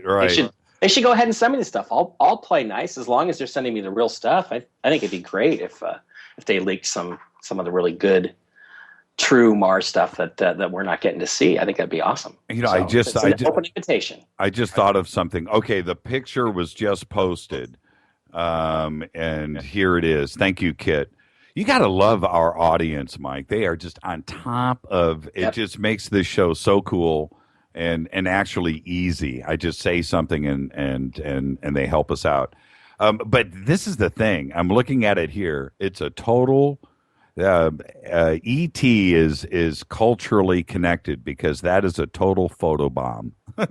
Yeah, it literally looks like an alien photobombing our panel is what it looks like. And wouldn't that be really cool if that's what it actually was? I think that would be hysterical. Oh man, it is it's a strange picture. And for nobody to debunk it, not debunk it. Debunk is the wrong way to say it. There's an audience there. There's a lot of people out in front. Why didn't they see it? Why did they not see it? That's my point. Again, you don't know.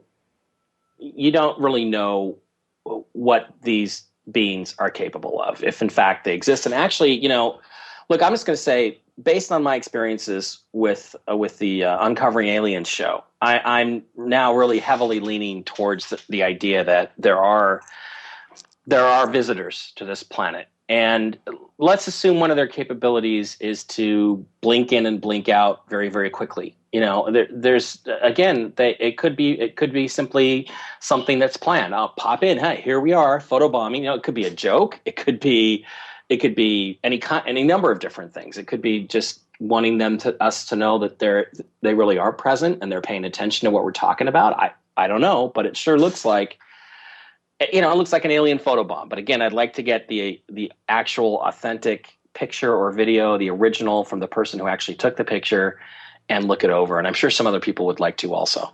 It could just be a normal person standing there, and it's just a digital artifact. It could be just something grainy, weird light capture with a digital camera. It could be any of that, but the picture is trippy, and it hasn't been shot down. Yeah, it's pretty strange. Oh, I meant to ask you before we move forward. Somebody in the industry mentioned to me a couple of days ago in television that Ancient Aliens wasn't picked up. Now, before I say, I don't want to run this in the ground. I want to know if you've heard anything. But I said it on the air. I shouldn't have. I didn't confirm it. And then yesterday, I spent a bunch of time on the web trying to get some scuttlebutt on this, and I couldn't find any reference to it. Have you heard anything? You mean uncovering aliens? No, ancient aliens. As far as I know, that's not correct. I mean, they just got done shooting season 7. As far as I know, it's still very successful for History Channel. Exactly. And you know what? Jimmy, it's one of those things where I know some people who would know that. So they're probably actually listening right now, George and Amy. Right. And I hope they're listening because they're supposed to be. Right. And and I can ask them, but I don't believe that that's the case. I think the show's strong enough to go on for a few more years still. So I would be very shocked if that was the case. I would be totally bummed. I wouldn't be shocked. I would be totally bummed. It's been a fun show. It's been a great show. Giorgio's really created a cultural meme with it. And, look, if you can be spoofed on South Park, you've done something extremely significant. There's no way around that. What about uncovering aliens? Any news there? Well, yeah, actually, we weren't really sure what was going to happen with it. We were under the assumption it was kind of dead. But what happens in TV, especially in Hollywood, is that things just move at an incredibly glacial pace. And the problem is nobody wants to really make a decision because they don't want to make the wrong decision, because then it'll come back to haunt them. So the reality is, I just found out the other day, it's still alive. There's still ongoing discussions as to whether we're going to have more episodes. And so, again, what I'd like to encourage people to do if they like the show, and personally I liked it, I especially liked the part where they paid me, but I really enjoyed doing the show. And if you go to my blog, to mikebara.blogspot.com, there's you can tweet. If you're on Twitter, you can tweet to Animal Planet or the Science Channel, where it's been shown mostly, and tell them you'd like to see more episodes. And I also listed, kind of took a picture of a slide I have that's got some emails of a few people at Discovery Communications, like Brian Ely, who's the vice president, and their emails on there. So send them an email. Make it very nice and polite if you want to see more Uncovering Aliens, and let them know that you did like the show and you appreciated it. And if you do, it can make a difference. So that's kind of cool that things are still going along. Well, for me, with Uncovering Aliens, when you have a Bigfoot series. And again, send all emails to somebody else. Don't send it to me. But I know how that show is going to end every day. Yeah. I know how it's going to end. That's it. Uncovering Aliens wasn't like that. I don't want to make the comparison, but what I'm trying to say is Uncovering Aliens was different. And I truly, from the first episode, I said it on this show, Mike, that's a good show. It's cool. Check it out. I've always said that. It was different. Like I said, with some Bigfoot show or something like that in that genre, you know how it's going to end.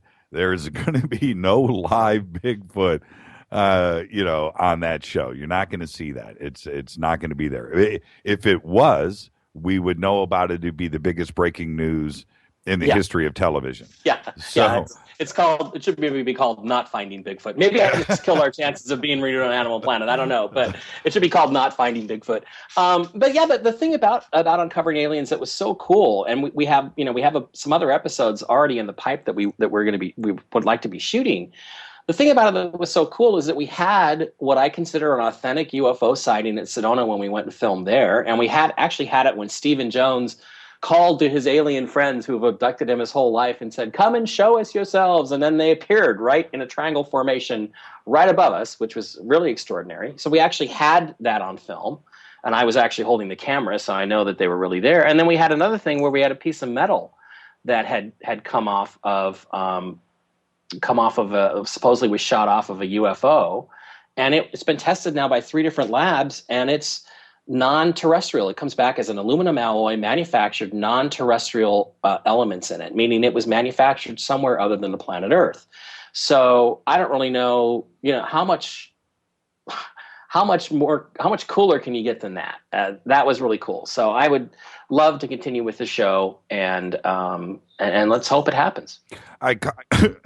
Excuse me. I caught you off guard last week when we started to talk about aliens on the moon, the truth exposed. But I want to ask you the question again, and which is this. Do you think I wanted that show to be so good? I really did. But I felt like they were holding back. The producers were holding back. It could have gone to 90%, 95%. I never expect 100%, but I felt like it was 50% or less. What did you think of the show? Do you think they held back? Yeah, there's a lot of stuff that we shot that we didn't use that I felt would have made each of the episodes stronger. Me personally, I would have liked to have seen us do one case for an entire hour. There were a couple of shows where we could have split it up, But I mean, you got to think about it. An hour of network television these days, cable television, is 42 minutes. It's only 42 minutes, which is not a lot of time to really dig into the meat of stuff. So there was a lot of things that got left on the cutting room floor. And, there was also, it was run by the production company, and they did an excellent job of finding good cases and having things in the show that we could test. That was really one of the main things, is we want to be able to test something. So, that's kind of what separated it. But it was the thing where you have to please the audience first. You have to get an audience. And then I think as we would have evolved, the show would have gotten better and better because we would have had a lot more input into it. So, basically the show that you got was the show that the network wanted to see.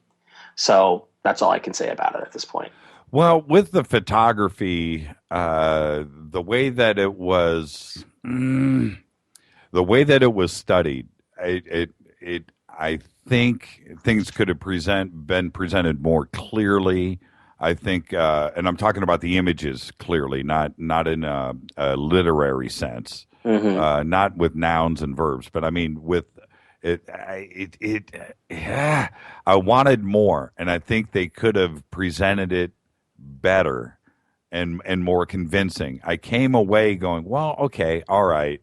I don't want to say money grab. I don't want to go there, but it was like maybe there could have been a part 2. Maybe there's a part 2 coming. I don't know, but it could have been better. It left me wanting.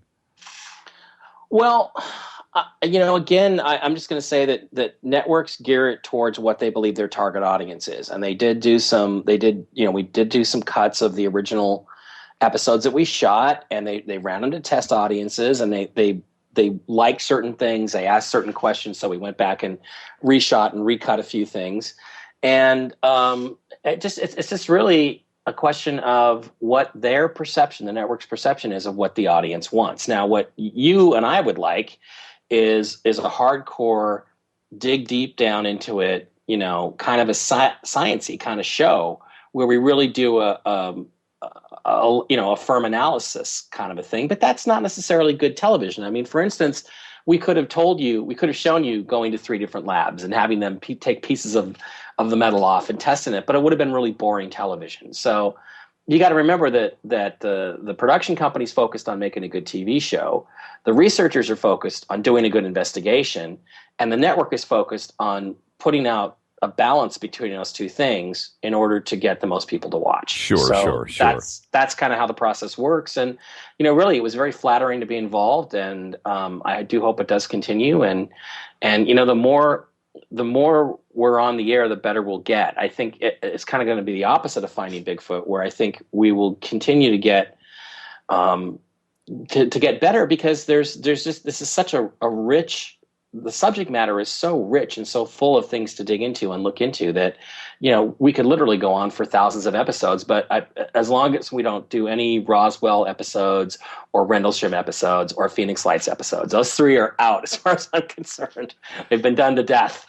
Did you have any input on it, or were you given the subject matter to cover? Well, the cases were already selected. The cast was, asked about cases that they were interested in. I had a couple that I submitted that were in the queue for if we continue. It's one of those things where we did have input, and I think as the show grew, we would have eventually had more input. So, yeah, that was kind of the biggest concern of a couple of the cast members, was how they were concerned about how they were being portrayed and how they were, going to be thought of in the UFO community, and actually the UFO community. It's like, that's kind of the last thing on my mind. I just wanted us to do a good investigation and not worry so much about those external things. I know you don't want to offend the producers there, so I'll be gentle. But what about the Apollo 18, 19, 20 stuff and that alien? I need your comments on that and be candid. Well, we both know Bob Kiviat is a really good guy, and we talked about this before when I was on the show last week. Right. And he's a really good guy, and he included that. I would guess, my guess would be, knowing what I know now about how TV works, is that was something the network wanted in the show. And I got to say, it looks completely fake to me. I think that there's one shot where they look out the window of supposedly of the lunar module, and there's a picture of a Russian rover there. And I'm pretty sure, I'm about 90% sure that that's actually a shot from that movie Apollo 18 from a couple years ago. I'm pretty sure that that's from that. Now, that would be the one where, I'd have to go back and get that Blu-ray and go over it shot by shot and see if I could match that up. That would prove it was a fake right there. But it looks to me like somebody, constructed a set that looks exactly like the lunar module, which is not a difficult thing to do because all the specs and all the diagrams and everything are right online. You can get them, right from the NASA history office. So, I think that I think it was pretty obviously not genuine. Yeah, I did a show last night at UPARS here in Studio City, and after that we had a little meet and greet and stuff, and I had one person after another come up to me and ask me what I thought about aliens on the moon, and that alien image was brought up by a half a dozen different people. It affected people, but it affected them in the wrong way. They just felt like it, and I was just like, wow, I can't believe I'm getting bombed with this right now. But it affected people, and they just felt like it was wrong, and it was disinfo, that they had seen those same images around the web. It had been debunked, and like I had something to do with it, is what I'm saying. It was like, hey. Yeah, well, Jim, look, there's people that will tell you that the face on Mars has been debunked too, but they're full of it. So again, I'd like to go into the depth on this a little bit more. I mean, there are a couple things I'd like to check out about it, and it hasn't been a priority for me since I got back. I got another book to write. I got other projects I'm working on, so it hasn't been a big priority for me. But it is interesting, and you look at it and you think it looks kind of fake. But on the other hand, if an alien body was in a lunar environment or even in a pressurized capsule for 1,000 years, it would have degraded to some extent, and maybe it would look kind of weird like that. I don't know. I don't know what the things were around the eyes, and it looked like some contraption from A Clockwork Orange or something. Speaking of Stanley Kubrick, right? It was pretty weird. So it's just one of those things that you kind of take it as you take it as like, okay, it's out there and nobody really knows whether it's fake or not. So you just kind of have to make up your own mind about it.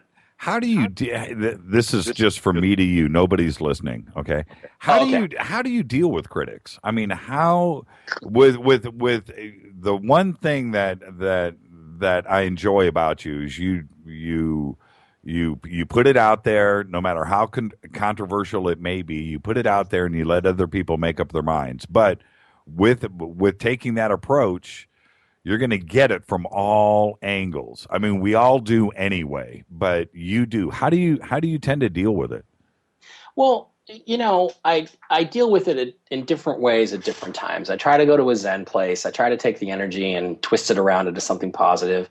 But, when somebody accuses me of faking something, that's when I kind of lose my mind a little bit, because the reality is there are so many artifacts on the moon. There are so many pictures of artifacts on Mars that the idea that you would have to fake anything is ridiculous. But what that does tell me is that if I start to get that feedback, that blowback in my face, then what that's telling me is that the people that are going after me are very concerned about what I'm putting out. What that means is that they realize it could be something of a game changer. So that's why they have to attack it so viciously and not really attack the images or what I put out. They go after you personally. And that's how you can tell that people don't have an argument, is when they try to make it all about you. They try to make it very personal and about, who you are and whether you're, quote, qualified to put this information out. That right. Always cracks me up. I mean, anybody is qualified to do science. All you have to do is follow the scientific method.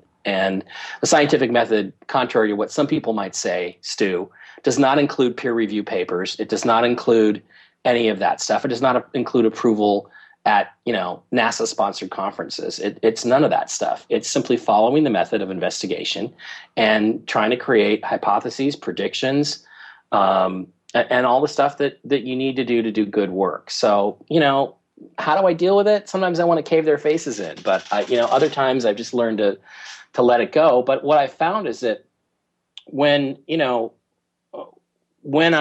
a public person, like I'm becoming more and more of, and I'm doing a lot of different TV shows. I just shot some Hangar One for those guys last week in LA. You do have to respond to some of it because you do want to make sure that people know that these things are not true about you. So there's kind of a balance you have to strike. And, the reality is that most people that are really big stars don't respond at all anymore because they don't have to, because they're already really big stars. So, it's a question of where are you in the pecking order. And, again, I don't like to get into these things too much anymore, because the truth is that if it were, if I had to, if I responded to everything, I'd be responding to literally, every time I answer 10 things, there's 10 more things the next day. There are a couple of obsessed people on the web who send me really nasty emails, threatening to beat me up and stuff like that on a regular basis. Basically every day, almost every day, there's some sort of thing to respond to. And so you realize that if you end up doing that, you get completely caught up in their negative energy and wasting time on responding to them. You don't have any energy left over to do the work you ought to be doing. So I try to pick, at this point, I try to pick my battles carefully. Well, you and I talked about this, and I've talked to Stuart about this. We've been talking about Stuart a little bit tonight. If you would like to come on the show, we'll keep it clean. We'll keep the personal attacks out of it. I'll be the guy in the middle. And but if you're open to that, I'm sure I can get Stuart to behave, and we'll get you guys on at a later date and discuss things as human beings. We'll put it out all on the table. I don't think it's likely that Stuart would misbehave. But the one thing, Jimmy, I'm interested in it. Yeah. In fact, maybe Stuart, you might need to misbehave a little bit more often, Stuart. But sorry, that was no, that's okay. That was a little mean. I think Stuart. I said to Stuart, he called in last week, and I said, Stu, I was listening. I'm a big fan of his podcast. I just love it. And I said, Stu, you sound like you're happy. You're a bit more uppity on your show compared to the old Stu. I don't know if I like the new Stu more than the old dry Stu, but you seem like you're happy Stu. So, I think what we need to do, Mike, is maybe one night you and I take Stu out and, we'll hit a couple of bars together and get him loosened up. That's an idea. And then if that goes well, we can have a debate afterwards. Or we could just record that and put it on YouTube. We could just argue about things. The thing is, I theoretically, it's not a bad idea, and I don't really object to it, except that the thing is, I think we just fundamentally disagree about certain things. And I don't see that we're going to I don't see how we're going to make those positions any more clear than they already are on the web. So for this to work for me, we got to come up with an angle. I'd sit down and have a beer with Stuart anytime and talk to him about anything he wants to talk about. But, on a debate, it's like there's got to be something that we need to that we're going to talk about that's going to be, value added, I think, for both of us. The value added for him is that he gets a forum to say the things that he wants to say that he hasn't previously had. So that's good for him. I'm not sure what's in it for me at this point. Well, what's in it is good radio. That's what's in it for everybody. So that's you. That's good for you. That's what I want. Okay, I see. That's my angle. Well, see, look, this is the thing, Mike, and I'll say this for everybody out there listening. Look, if the easiest position, for Stu or for anybody out there that writes for Skeptic Magazine, okay, or is on any of those forums, anybody that wants to sit in a bar and debate, let's pick a subject, ghost. Okay, well, look, the easiest position is to say there are no ghosts. Prove it. Well, you know what? Come on. And, well, I saw a ghost of my grandmother. Prove it. Well, prove it. You know what I mean? Right. That's the easiest position to take. So let's flip the argument around. I mean, Bill Nye was in the debate he had with the guy, for the gentleman from the Creation Institute. Oh, that was fantastic. Yes. It really was. And, I mean, Bill was basically saying that, how do you prove this? You can't prove anything you're saying. It's all just based on this faith. And, as I was watching it, I thought to myself, well, Bill Nye has a couple of kids, right? So the question I would have asked him is, well, do you love your kids? And certainly he would have said, yeah. And I would have said, okay, prove it. How do you prove how do you prove that you love your kids? How do you prove, I don't know how you prove ghosts. I think you have to look at people and say, are they making this up or are they crazy? I mean, we did some things with Uncovering Aliens where I met some people that had abduction experiences and they were talking about them. And, several of them I did not believe.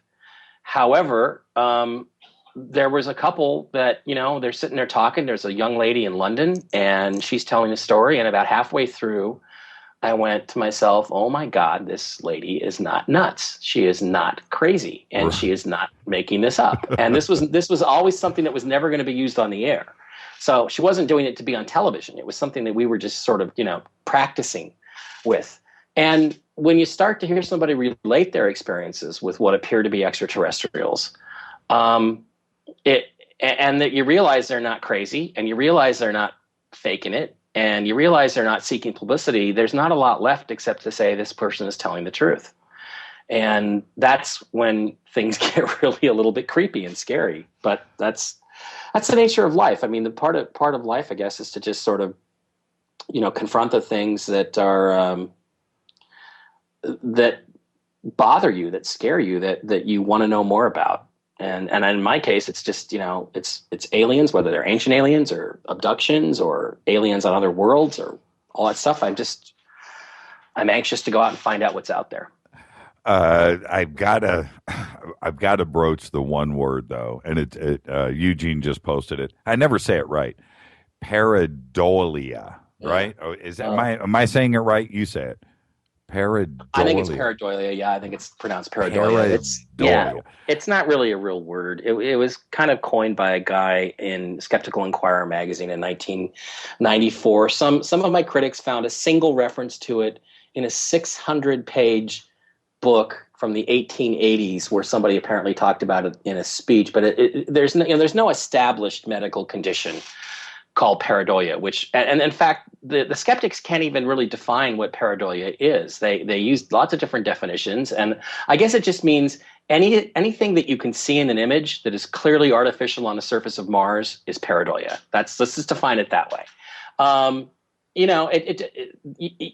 There are other conditions. There are certain conditions of the brain. There's one I talk about called prosospagnosia, I believe it is, which is an inability to recognize faces. And that's a proven medical condition. They've tested for it. They know what part of the brain is affected. They know what part of the brain does not respond properly. There are 600 or 700 medical papers on it, and there's none on pareidolia. There's 4 that mention the word in their abstracts, but they're all post-1994. And if the term hadn't been coined or recoined in 1994, it probably would not even use the word pareidolia. They would use something else. So it's kind of this phony academic sounding term that debunkers try to use to discredit anybody who looks at the face on Mars and goes, holy crap, that is a face. Right. So, and of course there's all different kinds of ways that completely ignores all the different things you can do to measure the face and look at it close up, look at the structural analysis, look at the pre-dawn thermal infrared images, all the different things you can do to test whether or not the thing is potentially artificial. And what I would say is that, it's a tool of the debunkers. So if somebody out there, and I'm not going to mention any names, actually considers himself a skeptic as opposed to a debunker, in other words, somebody who's actually just curious and cautious, then I would say that you wouldn't use that term because it's not a real term, at least from my position. And that's my stance on it. It's not really anything real. Yeah, and for me, I'm more of an analytical guy. It's just the way that my brain works. And so when I see things like that that light that was photographed a couple of months ago, that's real. That's not pareidolia. That is a real picture of something emitting from the surface of Mars. Also, and I will go as far as to say that famous number 9 picture, the number 9, and I know what you know what I'm referencing to, the Hoagland number 9 picture that Art fell in love with. That there's no pareidolia involved with that. That looks completely artificial and shouldn't be on Mars. And so there's a difference between pareidolia and then something that is obviously artificial. Well, yeah, and I mean, again, go to my blog, go down a couple entries to where it says images for tonight's Coast to Coast AM show from a couple of weeks ago, and you can see all kinds of mechanical devices that have been spotted by the rovers that clearly are not rocks. And I mean, as a mechanical guy with a mechanical engineering background, I can look at them and I can see exactly what they are. I gave a bunch of them to one of my friends, Kimberly Reck, on Facebook, who's a real gearhead, and she's always working on cars and stuff. And she comes back with, "Oh yeah, that's a heat exchanger. Oh yeah, that's that's a piston head. All kinds of, that's a turbocharger." So you can see all these things that clearly are not rocks that are all over the surface of Mars. And we're not just seeing things. We are actually, these are actually anomalous things that do not belong in any kind of rock-strewn surface. And you can even go back to that little figurine. Remember the little figurine that Phil Plait and all those guys were ripping on? And really, when you get down to it, like for instance, on the face on Mars, NASA's only real argument against the face is it's not a face. That's their argument, essentially, what it comes down to. And the argument against the figurine is it's only 2 inches tall, so it can't be a statue. Right. And I've got some pictures there of a 2-inch tall statue of the Egyptian pharaoh Khafra. So again, there's all kinds of historical references to little figures and statuettes that are made that are that tall. So that doesn't really make any, that's not really a good valid argument. So, again, I defy people. Go look at the website, go look at the pictures, go look at some of these objects and tell me that they are rocks. There's just no way they're rocks. They're mechanical debris. And the fact is, if you have even one piece of mechanical debris on the surface of Mars that was not deposited by NASA or the Russians, then by definition, you're talking about the existence of an ancient alien civilization on that planet. So, and I see lots of stuff that's clearly not rocks. What do you think is the best evidence on the moon? What's the one piece where you would... Oh, by the way, I've missed every station ID tonight. This is KJCR. Fade to Black on the Dark Matter Radio Network. I'm Jimmy Church, and we are speaking with Mike Bara. Okay, I got that out of the way. When it comes to the moon, and there's so much stuff up there, no doubt, what is the one piece that you would bring to court? What's the one piece of evidence? Well, that changes from time to time. It varies, but I think the best thing now is the image that had, or did not have in this case, the dataless ziggurat on it, the one that Stuart and I got into it over a couple of years ago. Which is AS11, I want to say 385564 if you're counting it, scoring with us at home, folks. I believe that's the image number. And give it to me again. AS11-38-5564, I believe is the number. And Stuart on Twitter, please correct me if I've got that wrong. Okay, AS11-38 5564. If you go to the blog and look up some of my postings there, where it'll contain links to it, and there's a NASA version of it there, and completely forgetting about the pyramid, the ziggurat, whether it's there or not, and all the stuff that happened with the difference between first generation photographic prints and what's actually scanned on the NASA website now. There are all kinds of things in that picture that they did not wipe out, that they did not erase, that are phenomenal. I mean, there's a vehicle that looks like some kind of tank with a crane or something attached to the top of it, parked above a crater. There's a little funny looking sort of object that looks like it might be sort of a 2-seater sports craft spaceship or something. And then behind that, there's this huge, long tubular structure that goes along for miles and miles and miles, and it terminates in the side of a mountain with this enormous sort of drill head thing that's got wires and tubes hanging from it, and even above that, there's a clearly square cut out area of looks like a hangar cut into the side of a mountain, and inside of that is what looks to me sure as hell like a flying saucer with a couple of windows and some sort of a gun or something, and some sort of telescope or gun on the front of it, and landing gear, and there's all kinds of stuff next to that. So I would go to that picture and say, okay, what's this? Okay, what's this? Okay, what's this? The thing is, Jimmy, none of them are rocks. Whatever they are, they ain't rocks. And if they're not rocks, then they must be mechanical creations. If they're mechanical creations, they're artificial. If they're artificial, then the ancient alien hypothesis is proven by that one photograph. Now, I don't know, maybe since the whole controversy came up, NASA's gone through and erased that picture even again. If that's the case, that they've done some work on it, if it's had some work done on it, like a Hollywood starlet, I'll put the original back out because I still have it. But that to me is a phenomenal photograph, and I think that's the one I'd put people to. I'm looking at it now. Let me send you. I could even, I've done a little work on some of the stuff, and some of it you have to enlarge and you have to work on it a little bit. Let me send you my favorite picture of the flying saucer. Okay, do that. You're on Twitter. You're on Twitter. Yeah, I've got Twitter live all night. So can I actually? I can tweet it right here. Okay, let me go dig it up. How did you come across while you're doing that? Let's see if you can chew gum at the same time. Yeah. How did you come across the ziggurat the first time? Well, it was really weird because I was actually researching another part of the book, and I did a search for moon pyramid, and I was actually looking at another object that supposedly is a piece of the Apollo 17 rover, but may or may not be. Right. And I don't know how to. Let me have to actually go to Twitter here. Yeah, love live radio. Isn't it great? It's okay. What are you're dmradio.net? That's one of my producers, but yeah, you can do that one too. Okay, so hang on.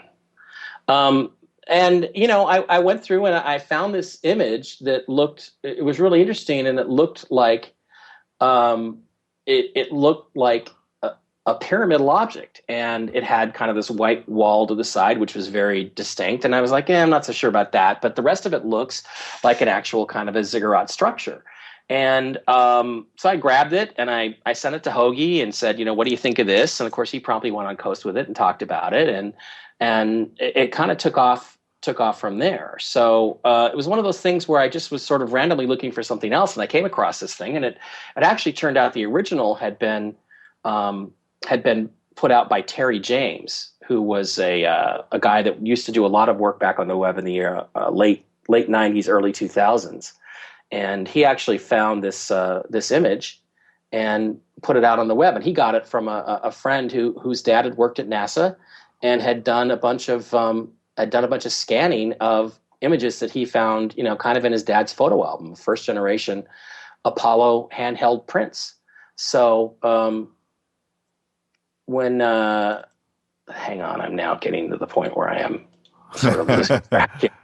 Well, so that's how I first found it. That's how I first found it. Was the image, when NASA releases their images, the camera is oriented in a certain way, the image.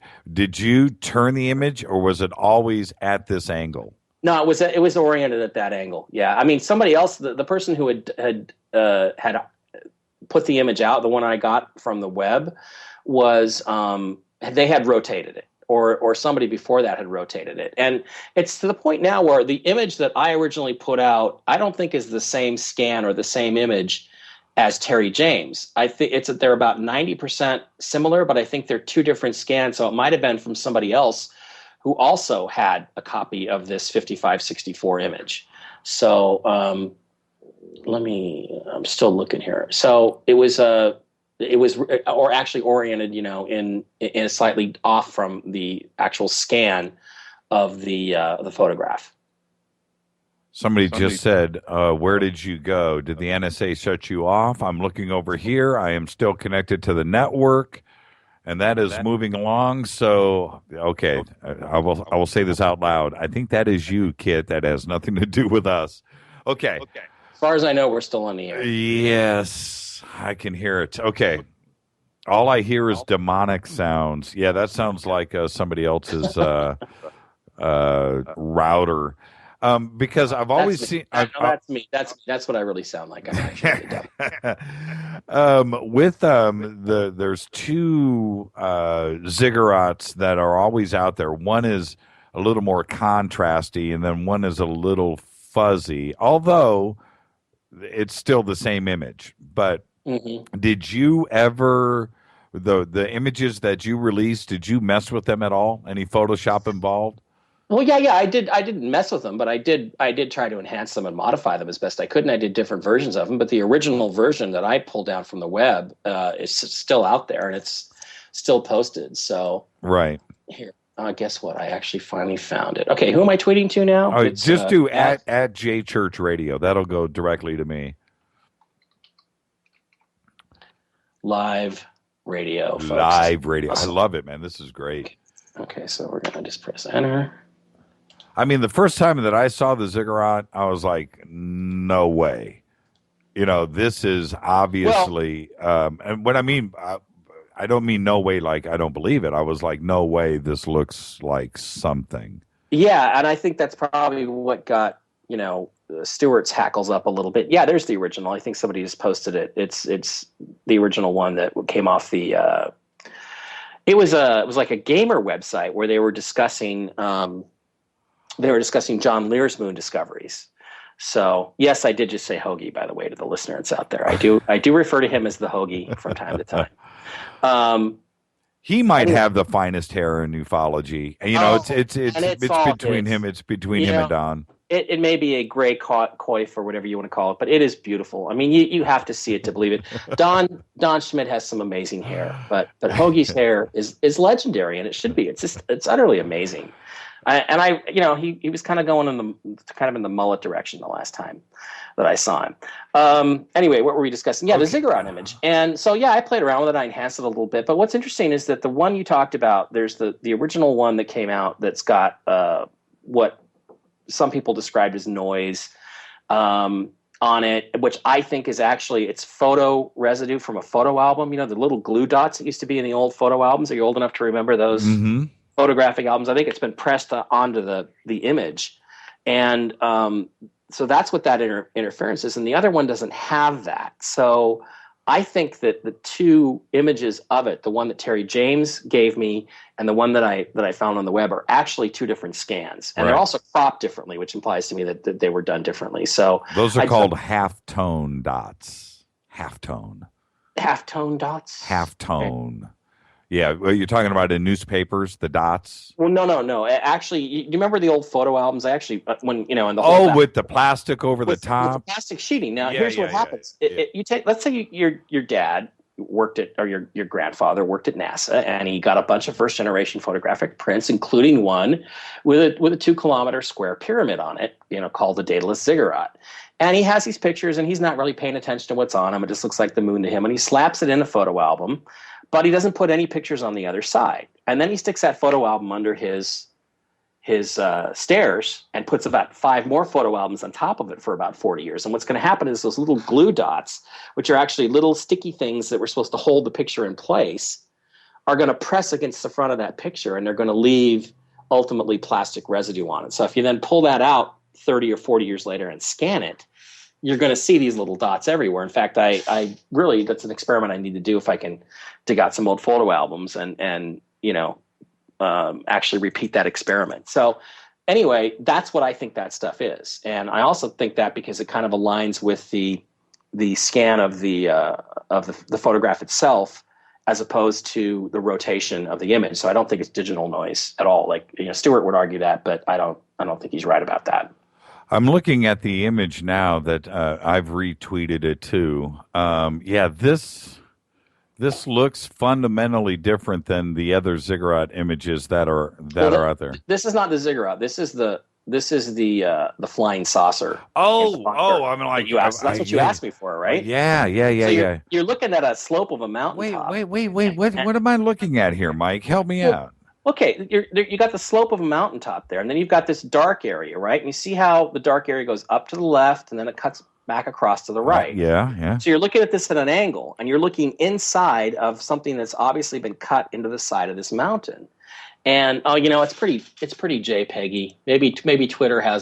Maybe Twitter does some stuff for it. No, I'm looking at messes it with it a little bit, right. And you can see sort of see the disc-shaped kind of body there, and then kind of a dome on top. You've got two dark windows, circles or dots or whatever, and then on the dark window kind of thing there on the left. And right next to it, can you see kind of a little cylindrical tube with a black dark yep. And there's some sort of assembly. Yeah. It's like that's something that's mounted on the front of that disc-shaped object, and then below that are what I think are some kind of landing gear that this thing is standing on. And then there's a bunch of debris in there too. This is obviously, remember, this is in ruins, and that's.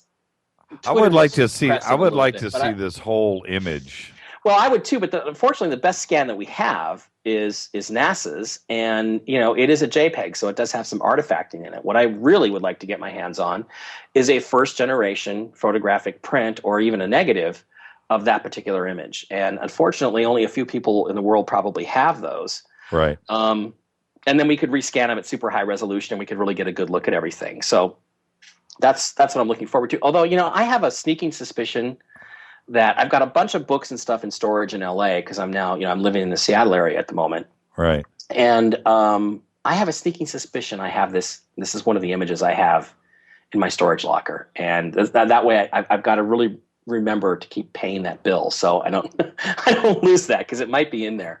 And that would really be fun. Fascinating, fascinating photograph. I can't say that I've seen this before. But this wasn't on Aliens on the Moon, was it? No, it wasn't. Although I sent it to them, and I wish they would have used it. But why would they have used this? Well, I'm pretty sure I sent it to Bob. Wow.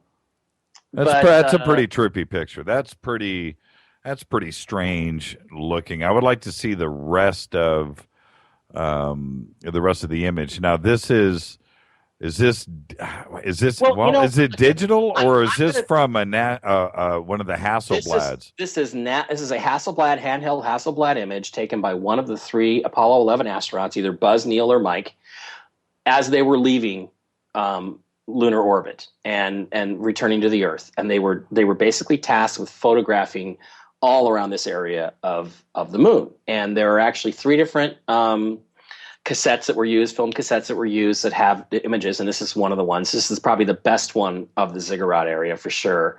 And it's got a bunch of stuff up on the hillside. And what I would say is, type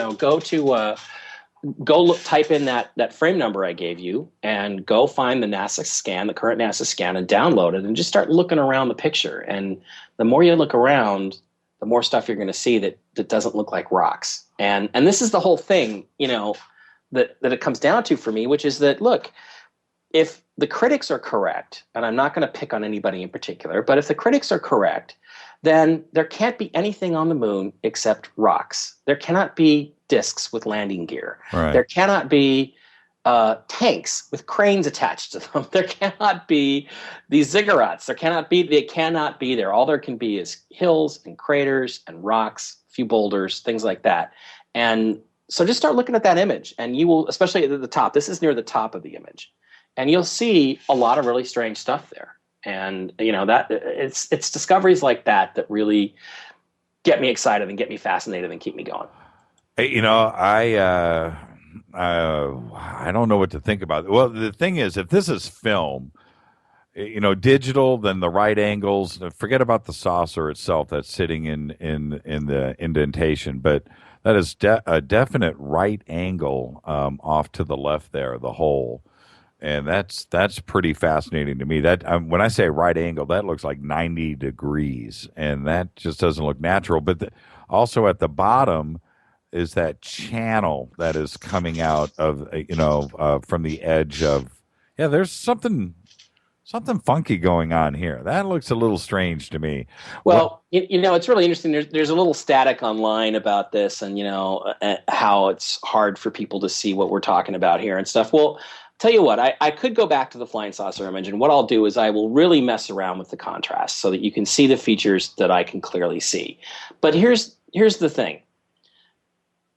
only about a third of the population can look at two-dimensional images and project them into 3 dimensions in their head and actually be able to tell what in fact they're looking at in 3D.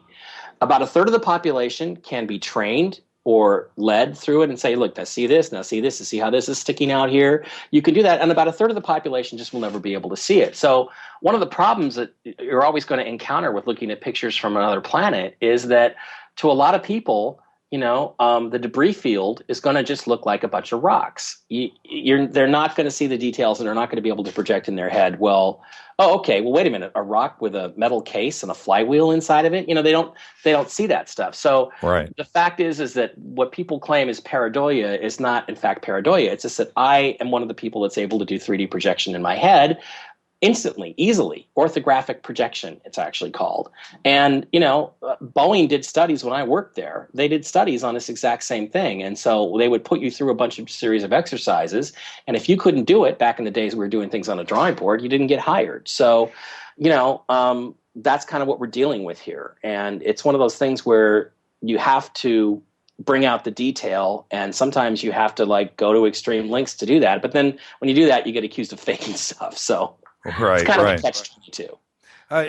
How did you meet Richard, by the way? I've always wanted to ask you that. How did you guys get hooked up originally?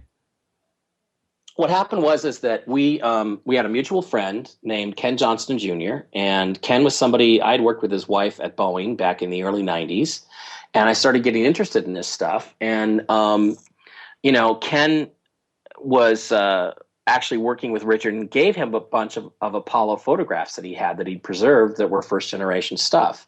So when he did that, I kind of got interested, and I was listening to all these things going on in Coast, and I was actually on Hoagland's bulletin board. We were discussing these kinds of things, and Ken came in and he said, hey, Mike, my wife says she thinks she worked with you back at Boeing, and da-da-da-da-da, and it kind of went there, and then we had dinner, and we started talking, and so then Ken introduced me to Richard, and over the course of a couple of years, actually, I started getting more and more interested in the stuff that he was doing, and, I just asked him, hey, do you want an article on something for your website? And he said, sure, so I wrote it up, he liked it, and it went from there, and then I started doing a lot of writing for his website, a lot of posts. Today they would be blog posts, back then they were full big stories. And then how Dark Mission came about was after about 8 or 10 years of this, I said, why don't we put this stuff together in a book? Because people don't make connections. It's like something happens in 1998, and then in 2001, there's something that links back to that that's relevant, and they don't make the connection sometimes unless they can read it in like a book format. So, when things are on the web, they're kind of all spread out. So that's basically how it started. Okay, this is again, this is for me. This is just me speaking. It's just you and I. We're all alone. With Cydonia, with the objects on the moon, I'm either there or I'm not. But I'm not dismissing anything. I'm not, because I can't go there and I can't visit, and that's it. And until we do and we're actually there, we really won't know. But it's where I draw the line, and I want you to help me out here. Where I draw the line is 150-mile tall ice crystal glass towers. Where is this coming from? Do you think? No. I'll just stop right there. Is that too much to ask? People like me to understand and to swallow? No. Okay. Why? Well, why? Because okay. Let me go back to where it went, how it worked for me. Okay. Let's just go to the face on Mars. Once I decided, I'd reached the conclusion that all my questions had been answered, and I was convinced that there was a mile wide, 1.5 mile long, semi-human, partially human, half lion, artificially constructed face on Mars. Mm-hmm. Then nothing is off the table at that point. Right. So, when Hoagland came out with this stuff, I was skeptical, like I always am. I asked a lot of questions. Every question I asked got answered. I was concerned about the scanning process. I was concerned about how the film was used. developed, and it was all done by professional photo labs. It was all confirmed by a group of scientists and engineers at McDonnell Douglas in St. Louis. And all the work was basically validated. And then as I would look at other images, I would see this same consistent pattern. I'd see this bright stuff in the sky. I mean, there's an Apollo 15 photograph that's in color in Ancient Aliens on the Moon in my book. That is a picture they took at translunar injection. And there is this greenish white glow around the moon that extends beyond the moon itself. And the reality is that there's only two explanations for that. Either the moon has an atmosphere, and they have lied to us incessantly about that, or what we're looking at is these glass towers miles and miles and miles above the surface that are acting and refracting and reflecting and bending light like an atmosphere. And again, we could talk about this for hours. I really don't like to, because it's kind of the most boring part of the moon for me. But there is all kinds of evidence. It's simply the geometry of the way the lighting is in some of these pictures. It follows the properties of backscattered light. It follows basically along the horizon, this stuff. There's the colors on the surface of the moon. If you take pictures of the moon and you actually enhance the color a little bit, not very much, what you find is that the moon has a very colorful surface. Mm-hmm. It's got blues and pinks and purples and magenta colors and all this stuff that can't be there, but has to be there if there are actually glass structures above the surface, because they would be refracting, reflecting, bending, slowing down light, and causing this rainbow color effect that you see on the lunar surface. And there are multitudes of photographs that show that. So, again, these are all confirmations that there's something there above the surface of the moon. And the reality is glass would be the perfect meteor shield if you were operating a base on the lunar surface, because it's very, very strong in a vacuum. It's almost as strong as steel. So essentially, you could build a very lightweight, very powerful, very dense, multi-layered structure of glass would be the perfect thing to build your meteor shield on the surface of the moon. If you were performing some sort of operation there, if you were doing something on the Earth, let's say, and you had way bases on the moon, that would be what you would build them out of. And NASA's even talked about building structures out of lunar glass. So, I can go there. Well, this is my thing, and we were actually tweeting before the show about telescopes. I'm in the market for a telescope, and a couple of the Fadernauts out there are looking for telescopes, and so we were discussing that. I can't wait till I get my telescope. I'm telling you right now. Anyway, with all of the telescopes, not only with novice stargazers, but serious telescopes here where we can look at the moon. Mm-hmm. Why can't we see a mile and a, or could I see a glass structure from my backyard? Well, they do. We do. We've seen them for hundreds of years. They're called transient lunar phenomena, or lunar transient phenomena, TLP, LTP, take your pick. They're seen all the time. They're colored, like vaporous kind of effects that are seen on the surface of the moon that have been reported. NASA has a catalog, I think, of 564, I believe, transient lunar phenomena that have been recorded over the centuries of glows and bright spots on a lunar surface. And what's happening is the sun light is hitting a pane of this glass that's still there at just the right phase angle for the observer on the Earth to be able to spot it and record it. So it does happen. And in fact, again, if you look at telescopic observations of the moon, pictures that are being taken now from these really good telescopes we have, people like Jose Escamilla and stuff are publishing pictures of the moon, and it's very, very colorful. Now, he thinks the surface is colorful, and he probably is, he may be thinking that there's farmland and stuff there, but if you enhance the color on them, it's exactly like what you would expect. All these bright intermixed multicolors on the surface of the moon are visible in photographs. All you have to do is just turn up the volume on the color a little bit, and that's what you get. So again, people do observe this kind of stuff on a regular basis. Even the Clementine probe photographed a transient lunar phenomenon, a very, very bright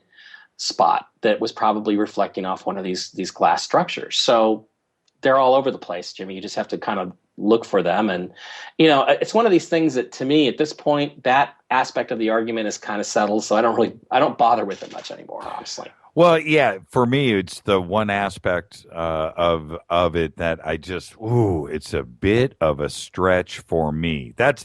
That's going into a zone that I have a hard time wrapping my mind around. Finding objects on the moon, see it all the time, and I can feel it, I can see it. I have no problem with that, and on Mars too. Like I said, number 9. Again, I think you understand my side. There are things on Mars that I will argue to the teeth on that there's something going on there. There is. And there's probably no question that there was life there, real life, at some point, and maybe we came here from Mars. It makes perfect sense. It was a dying planet. It's dead now, or at least we couldn't run around without a spacesuit on the surface of Mars. But the glass towers part, I need something more. I need something more to sink my teeth into. Tell you what, Jimmy, one of these days I'll come over and I'll give you a presentation. How's that? We'll go through that specific thing, and I'll take you through it step by step by step. All right? Well, we'll do it here Sunday. It makes for kind of boring radio, don't you think? I mean, I'm worried about our audience, because we're talking about stuff we can't really look at. Yeah, I know, and it just it kills me. And absolutely, we were talking about that last night. I did this presentation out at UPARS. And I'm showing all of this new evidence that we have for the Malibu underwater base. Mm-hmm. But the audience couldn't see the pictures in the presentation that I was doing.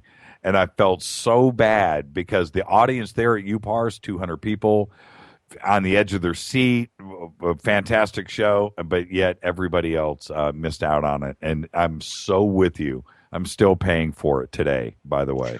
No, I really am. And to that end, and with the Malibu underwater base and what I'm dealing with there, and the critics and everything, I feel your pain, my brother. Okay, I do. If anybody's on your side with all of this, it is me. When I bring up the glass structures, when I see the evidence and the stuff that has been presented on that, I step back and I can explain a lot of that in my own mind. It could be a lot of different things, and not necessarily a glass structure. But when people come to me about the Malibu underwater base and they go, dude, how can you just jump to aliens? How can you just jump there? You don't know anything. Well, you know what? It's because of the other evidence that surrounds it there. It's the sightings and... Well, yeah, once you know that once you kind of accepted in your own mind that there are aliens visiting this planet, then it's pretty easy to go there, actually. Right. So, once you've reached the tipping point of the evidence in your own mind, then that becomes your truth, and that's how you from there on you deal with things from that perspective. Yeah, and I think you and I talked about this off the air, but one of the things that I was that I had to talk to you about on the air, which is all of the stuff that we put out there about with the Malibu base, all of that stuff was undoctored, untouched, and I made sure that I was very vocal. This is the straight images. You can go and look at the exact same stuff that I'm presenting to you here. Well, not I. We are presenting to you here. You can go and look at yourself. And I needed and even with as much as I said that on the air, in print, ABC News, every time I said that, I still got people coming at me. Oh, dude, this is Photoshopped. This is Photoshopped. You messed with this. Yeah. This isn't real. No matter what I did or said, I couldn't convince people of that. And so I'm going to throw that back at you. How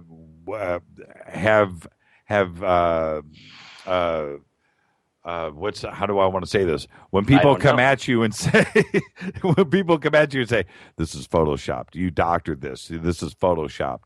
I mean, you have to constantly come back with and fight that battle that I haven't. This isn't Photoshopped. I didn't cut and paste. I don't have to Photoshop anything. I don't. There's so much stuff on the moon and on Mars that's obviously artificial. We'll just go back to that. I don't have to. So that's the part that really gets under my skin, and that's frankly what really got me PO'd at Stuart in the beginning. That's the first thing he went to, which is, there's an old saying, a lyric actually by Bono, that it's no secret that a liar won't believe anybody else. And it's like when somebody goes to that, first of all, my impression of them is not really very good. So Jimmy, you just have to let it go. You know, you all you can do is point people in the same direction as you are. They can find out for themselves. If they choose not to do that, that's up to them. I mean, maybe it's just too hard for them to accept in their reality. Maybe it's too much of a challenge. You're not going to convince everybody, you know. And and this is not a game. We're not going to win this. You know, we're not going to win this, and they're not going to win it either. But we're just going to continue to. You just got to put it out there and say, "Here, look at this. Look what I found." I responded to like the first 100 emails personally, going, "Look, no, they're not doctored." I just gave up. I just seriously, I just threw my hands up. I can't say it enough. You know, I can't. When we put out this video, I don't know how many views are on it now, but I put out, and in the very front of the video, I clearly state, these images are straight, unmolested files. They have not been touched. Right. And you should see the response. Every single, it's crazy. I don't know what to do. It's like I'm speaking a foreign language or something. Yeah, well, you can't let it get to you. You just have to talk to the people that are willing to listen, you know, and there's nothing else you can do, Jim. That's it. You're stuck. You want to take you want to take a couple of crazy phone calls? Yeah, no problem. Let's do it. Let's open up the phone lines. We've got time for maybe 2 calls, maybe 3 calls. 323-825-5045. You can also Skype in Fade to Black 14 if you want to chat. There was like 5 or 6 phone calls that came in a few minutes ago, and I ignored them all. But so we have a little bit of time. And with that, you want to come over to the pad this Sunday? Are you in town? I will not be in town. Sorry. I will be up here in Seattle. Although I may be coming to LA in the near future, and I will let you know when that happens. Okay. Okay. Well, if you've ever been to my Facebook page, you know we do it correctly here. Yeah, I do, and I can't wait to hear the train go by either. Yeah. Okay, first phone call just came in. Let's go ahead and grab it. Boom. All right, you are live with Fade to Black and Mike Bara, Jimmy Church. Who's calling? Hey, you got me here? Yeah, you're here. Who's calling? Sorry, man. I have a little trouble with my phone for a second there. Okay. Hey, it's Jeremy from Washington. Oh, hey, Jeremy. How are you, man? What's up? That's the first time I've heard Jimmy Church be skeptical about anything. You know, I am here to learn, Jeremy. I want people to, no matter who is on this show, I want to be taught, shown. You know, I want to be learned. Absolutely. So what have you got for Mike tonight? You always got interesting guests, too. What have you got for Mike, Jeremy? I don't have a whole lot. And it's hard to believe a lot of the stuff that Hoagland says about Mars and about the moon. Because I don't see the stuff that, he says he sees. But anyway, it's interesting, and I'm open to it like you are. All right, Jeremy. Thank you, man. You're welcome. Later. Absolutely. And he brings up a good point, Mike, which is actually pretty fascinating. Hold on, let me move some stuff around here. Okay. To catch me off guard and turn me into a skeptic. I'm not that. When I brought on Jeffrey Meldrum on the show, you know, Dr. Meldrum, the Bigfoot guy, Idaho State. Okay, yeah. Yeah, and I bring him on the show, and I told him before the show, I said, look, it's very simple. I am, hold on, let me grab this. I don't want to hang up on you. Okay, we're good. Okay.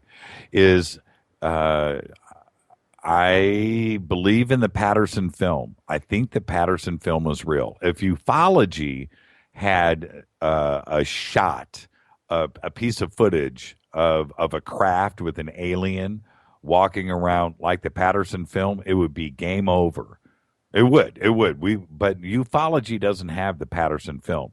Bigfoot, Sasquatch research has the Patterson film, and I believe that it is real. But the reason why I am on the fence about Bigfoot is we haven't found one alive or dead. None have been hit by a car.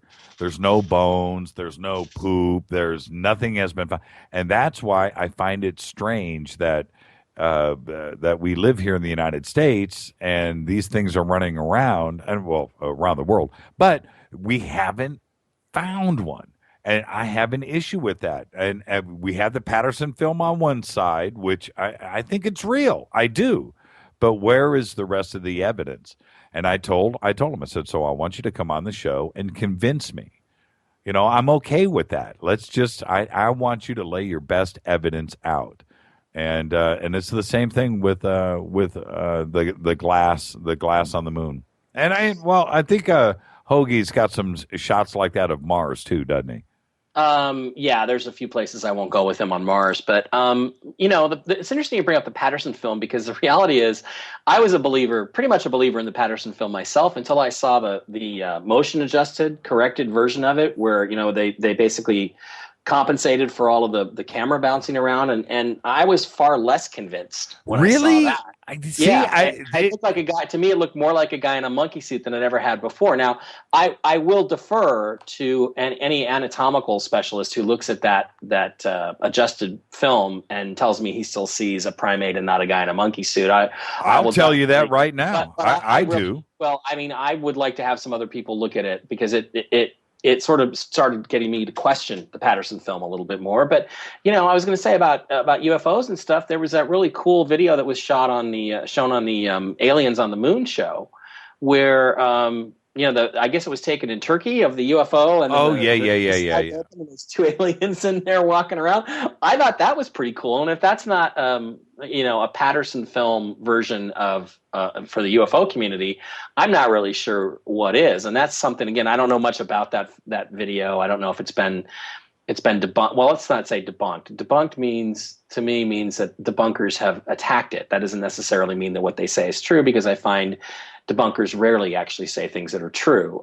Whether it's been falsified is up in the air as far as I know. But that was a cool video. So why don't we study that one? Well, let me throw this back at you about the Patterson film. And by the way, once it was stabilized, I thought it was better. So I thought it was less convincing when it was stabilized, but that was just my opinion. But then again, I am a skeptical person, and Jimmy, so are you. You shouldn't say that you're not skeptical. You are. What you're doing is you're buying into their definition of what a skeptic is.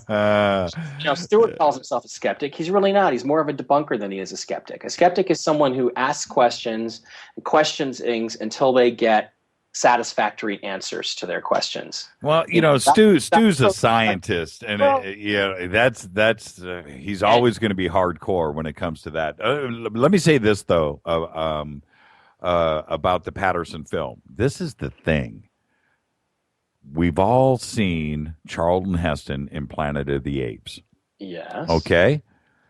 Now, we know that was the pinnacle of as goofy as those apes looked on film, which is one of the greatest films of all time, by the way. Sure, I love it. But that is not the Patterson film. And so whoever was in that, if it was a guy in a costume, why wasn't that guy working on Planet of the Apes? Somebody tell me, because that looked there is no, to me, looking at that. I had never thought of it that way. And you are absolutely correct, because the ape, or whatever the heck it is in the Patterson film, looks about 1,000 times better than those Planet of the Apes look, and that's from the same era. Yep. And that's the best Hollywood special effects. Yep. They had to cover a lot of their bodies with clothes, because they couldn't get the bodies. They couldn't fake it. Right. And right. And wow. and also on the Patterson film, this is me. This is how my mind works. But I don't see any glove action or any boot action, any seams or anything where, unless it was a complete one-piece sprayed-on suit, there's no zippers, there's no seams, there's nothing linear on it that looks like it. The two and there have been people joined. That have analyzed the film. Anatomical experts that have said it was a primate, but there's been others that say, well, the hair pattern isn't like any primate I've ever seen, which doesn't mean that it's a costume. It could also mean it's a type of primate he's never seen before. So, hey, go over to Twitter real quick before I let you go. Walter just posted on DM Radio the domes on the moon. Yeah. Now that's not a great picture, but it's interesting in the sense that if you notice, it's the brightest directly across from the camera, and then it fades out to the left and to the right, and that's consistent with what would happen with light scattering on the surface of the moon if you were actually taking this picture from orbit. So that's one of the reasons why I tend to, buy into the glass dome concept. Right. I'm looking at this. That looks concave. And now I was going to ask you something else. By the way, this is internet radio, right? Can I use words that are a little iffy? Sure. Go ahead. Okay, another thing that gets me about the Patterson film is if they were going to make a monkey suit, why would they put tits on it? I mean, I'm really seriously, you and me were making a monkey suit because we're going to shoot a Bigfoot film, and we decided to put boobs on the thing. I said the same thing to Dr. Meldrum. I said, look, if that kind of attention to detail is there, somebody deserves a medal, because those are boobs swinging in the breeze. Yeah. And why do that? Why do that? And it looks real. Yes, I totally agree with you. Hairy boobs, but yeah. Boobs. Not the kind you normally see on Twitter, as a matter or enjoy. But now, anybody who goes to my Twitter account and starts scanning through who I follow, I want you to know I only follow the same sites that President Obama follows. That's how I ended up with some of the sites that I follow. So. Yeah, but that was one of the more interesting aspects of it. When it looks natural. That's what couldn't be, again, I don't want to get too far off this because other people probably want to ask questions, but again, why couldn't Patterson have just taken some casts of the footprints or something? I mean, why couldn't he have gotten footprints? I mean, if you had the film plus you had a cast of the footprint, and it had the patterns on the bottom, the sort of fingerprint patterns on the bottom, and it had a broken toe or something like that. It had all the other aspects that people have looked at prints. I mean, you'd have a really strong case. You'd have the holy grail of Bigfoot cases, but there's none of that stuff. It's like, why do they never think to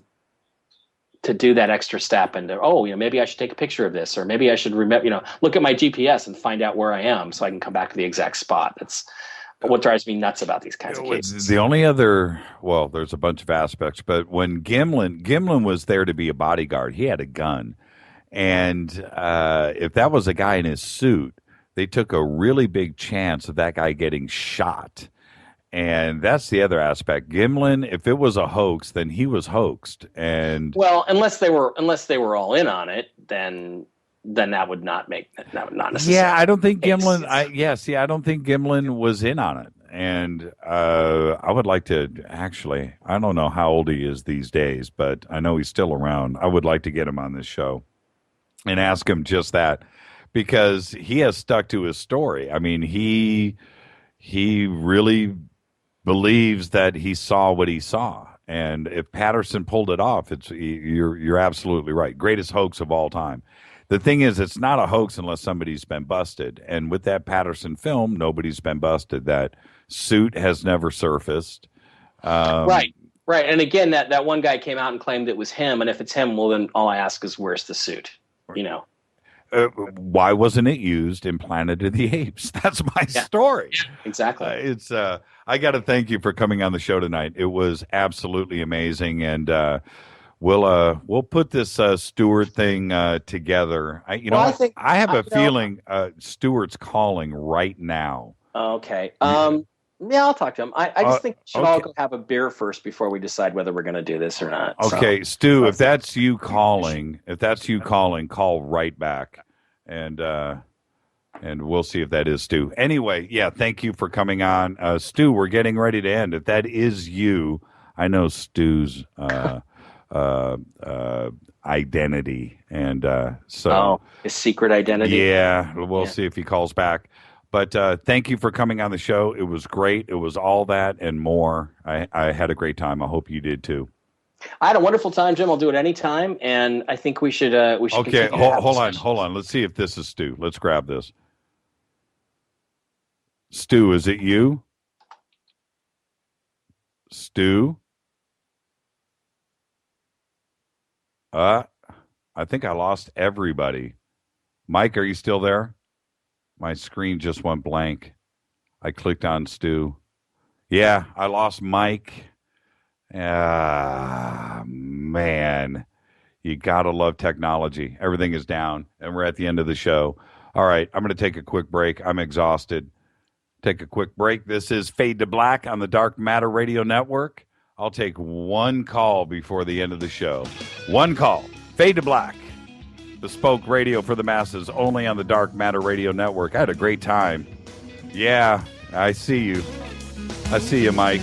I'll be back right after this. Stay with us, everybody.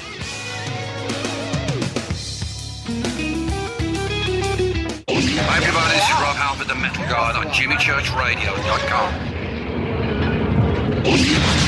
What's up? My name's Brian Taylor, Ninja Badass Extraordinaire, and this is JimmyChurchRadio.com.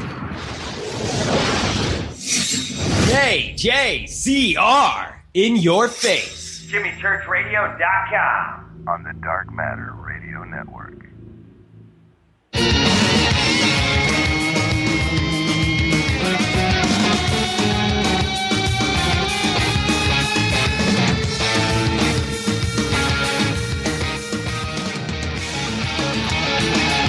Yeah, that was me, Mike. My Skype crashed. It just went blank. I think that was Stu calling in. Stu will Skype. Stu, if that was you, just say, yeah, that was me calling. And I tried to connect, and I disconnected everybody. Here we go. Let's see. Stu, was that you? That is me. Yeah, I disconnected everybody. Sorry. Now I feel bad. It was there for a second, and we almost had you. It was weird. I clicked, and everything went gray, and I couldn't bring everybody back. I disconnected everybody in one click of the mouse.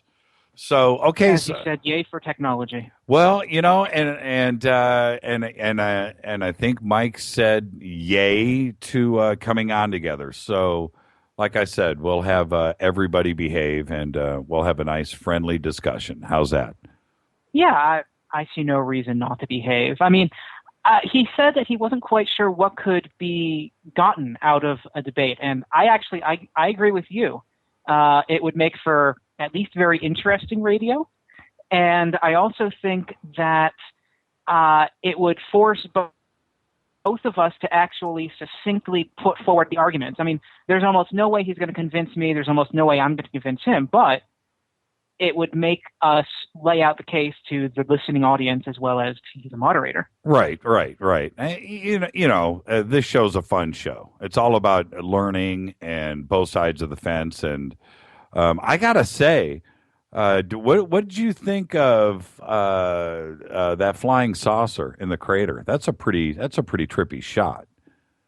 Are you referring to the one that was like just tweeted about 10 minutes ago? Yeah, that's it shows like a bright white crater off to one side of a much larger crater. Let me Films go. on the Moon by Walter Lewis. Yeah. No. Hold on, man. We're running out of time. Okay. I'm gonna retweet. Go to Twitter. And I'm on there now. Okay. I just retweeted it. Okay, so just go to let me make sure it's there. I just retweeted it. It should be at the top of DM Radio Net. There it is. I just tweeted it. I see it. Yeah. That's a pretty trippy picture. Now, this is straight up. This is a Hasselblad shot. And this is not a digital picture. That's a Hasselblad shot. That's a pretty that's a trippy picture. So I appreciated what you said when Mike said that someone said I was a skeptic, he said I was a debunker, and you said, no, actually he's a scientist. So he's always going to be pretty hardline about this. And that's my position on this. To me, this looks like I have no idea. I mean, it's black and white and blurry and over. It's way, way overblown in terms of the image size has been. It looks like greatly increased, so that's why stuff looks a little bit blurry. I mean, it looks like blah. to me. So I think at the very best, you have to say, I'm not sure, I need something that's better quality to say anything definitive. And that's what we do in science. If you can't really pull it out of your data, then you have to say, I'm not sure, we need better data. Well, and I think that's one of the things that... You bring up a great point, though. The thumbnail looks better than the enlargement. You know what I mean? Because it's blurry. Yeah, because it's smaller. Right. Yeah. But you look at that thumbnail. Now, Gene just retweeted. His thumbnail's smaller than mine. I'm looking at his, and, man, that is looking like the Jetsons, man. That looks pretty, I don't know, even for me, I'm kind of wondering. That looks like there's something strange there. I don't know what it is, but that looks pretty good. And because this is a Hasselblad shot, this is analog, that right angle gets funky for me. And it should for you too, because when it's digital, right angles pop up everywhere. It's part of pixelization. But this is from a negative, and that's analog. So that right angle off to the left there looks a little strange to me. This was from the same frame that Mike was pulling the ziggurat out of, right? No, this was from, it's from the general area, I believe, but this was taken from Buzz or Armstrong as they were leaving the moon. So, unless this was from the mapping camera, in which case it was aimed straight down, this is a very perspective shot. So those angles aren't actually those angles. I mean, I agree with you. That looks like a pretty sharp angle, and I'd have to go to the area and investigate to figure out what might be going on there with other images. But keep in mind, it's a perspective shot, so the angles aren't what you'd actually see. It's like if you're looking out of an airplane at the distant horizon, those angles that you see are not actually those angles if you're looking straight down. Right. But I agree. This looks interesting, but again, to me, it looks like, I don't really know. I mean, Mike is willing to say, hey, this is a spaceship. I'm willing to say, hey, this looks suggestive of something, but unless Mike had prompted me to say, hey, it looks like a spaceship, I would never pull a spaceship out of that. I'd say it looks sort of like one of those old squid enemies in the original Super Mario, for NES back in the day, like you see the triangle top with the two little eyes and then the little tentacles going down. I mean, that's what it looks like to me, and that's why I say, hey, this is pareidolia. I don't care what you call it. The phenomenon of seeing a pattern in randomness exists, regardless of what you want to call it. So, yeah, well, that randomness to me looks like a flying saucer sitting on the surface of the moon with two windows and looks like a camera or something. That's a bizarre. That's pretty trippy. Yeah, I would like to see the original picture too, and see. But yeah, you agree though that there's something there. I agree it looks suggestive of something, but again, that's in this particular image. So, I mean, one thing that Mike didn't say anything about was we have imaged the moon now with much better cameras at much higher resolution. And the question is, well, why don't you pull stuff out of this area to confirm what you're actually seeing? Hey, Stu, thanks for calling in. I'm going to have to cut you off. I got to roll credits and get out of here. Later, man. Hey, you are the best, Stu. That's Stuart Robbins. Sorry I disconnected you and Mike. It would have been great to hear the two of you say hello to each other, but we'll do it. Still happen. We are going to put it together. Thank you, Stu. That's Stuart Robbins, everybody, closing the show with us. All the best, Stu. Bye. Bye-bye. Going to get straight to it. Got to roll credits. This is Fade to Black, only on the Dark Matter Radio Network. Had a great time tonight. Mike Bara, Don Schmidt. Don Schmidt came in to open the show. Stuart Robbins came in to close the show. Unbelievable. Coming up next, it's a new show. It's a new show called The Weekly Bleep. Check it out. Special thanks to Keith Rowland and Art Bell. Fade to Black's executive producers Rita Kamarian. Show is produced by Hilton J. Palm and Mark D. Kovar. The announcers are Steve Harder and Mark D. Kovar. Music is this guy right here, Doug Aldrich. Show intros performed by Space Boy. Fade to Black is produced by KJCR for the Dark Matter Radio Network. I'm your host, Jimmy Church. Tomorrow night, Open Lines Thursday. Got a special guest tomorrow night. You got to check it out. I'm going to get out of here. Thanks to everybody, all the Fader Knots. We'll see you tomorrow night. See ya.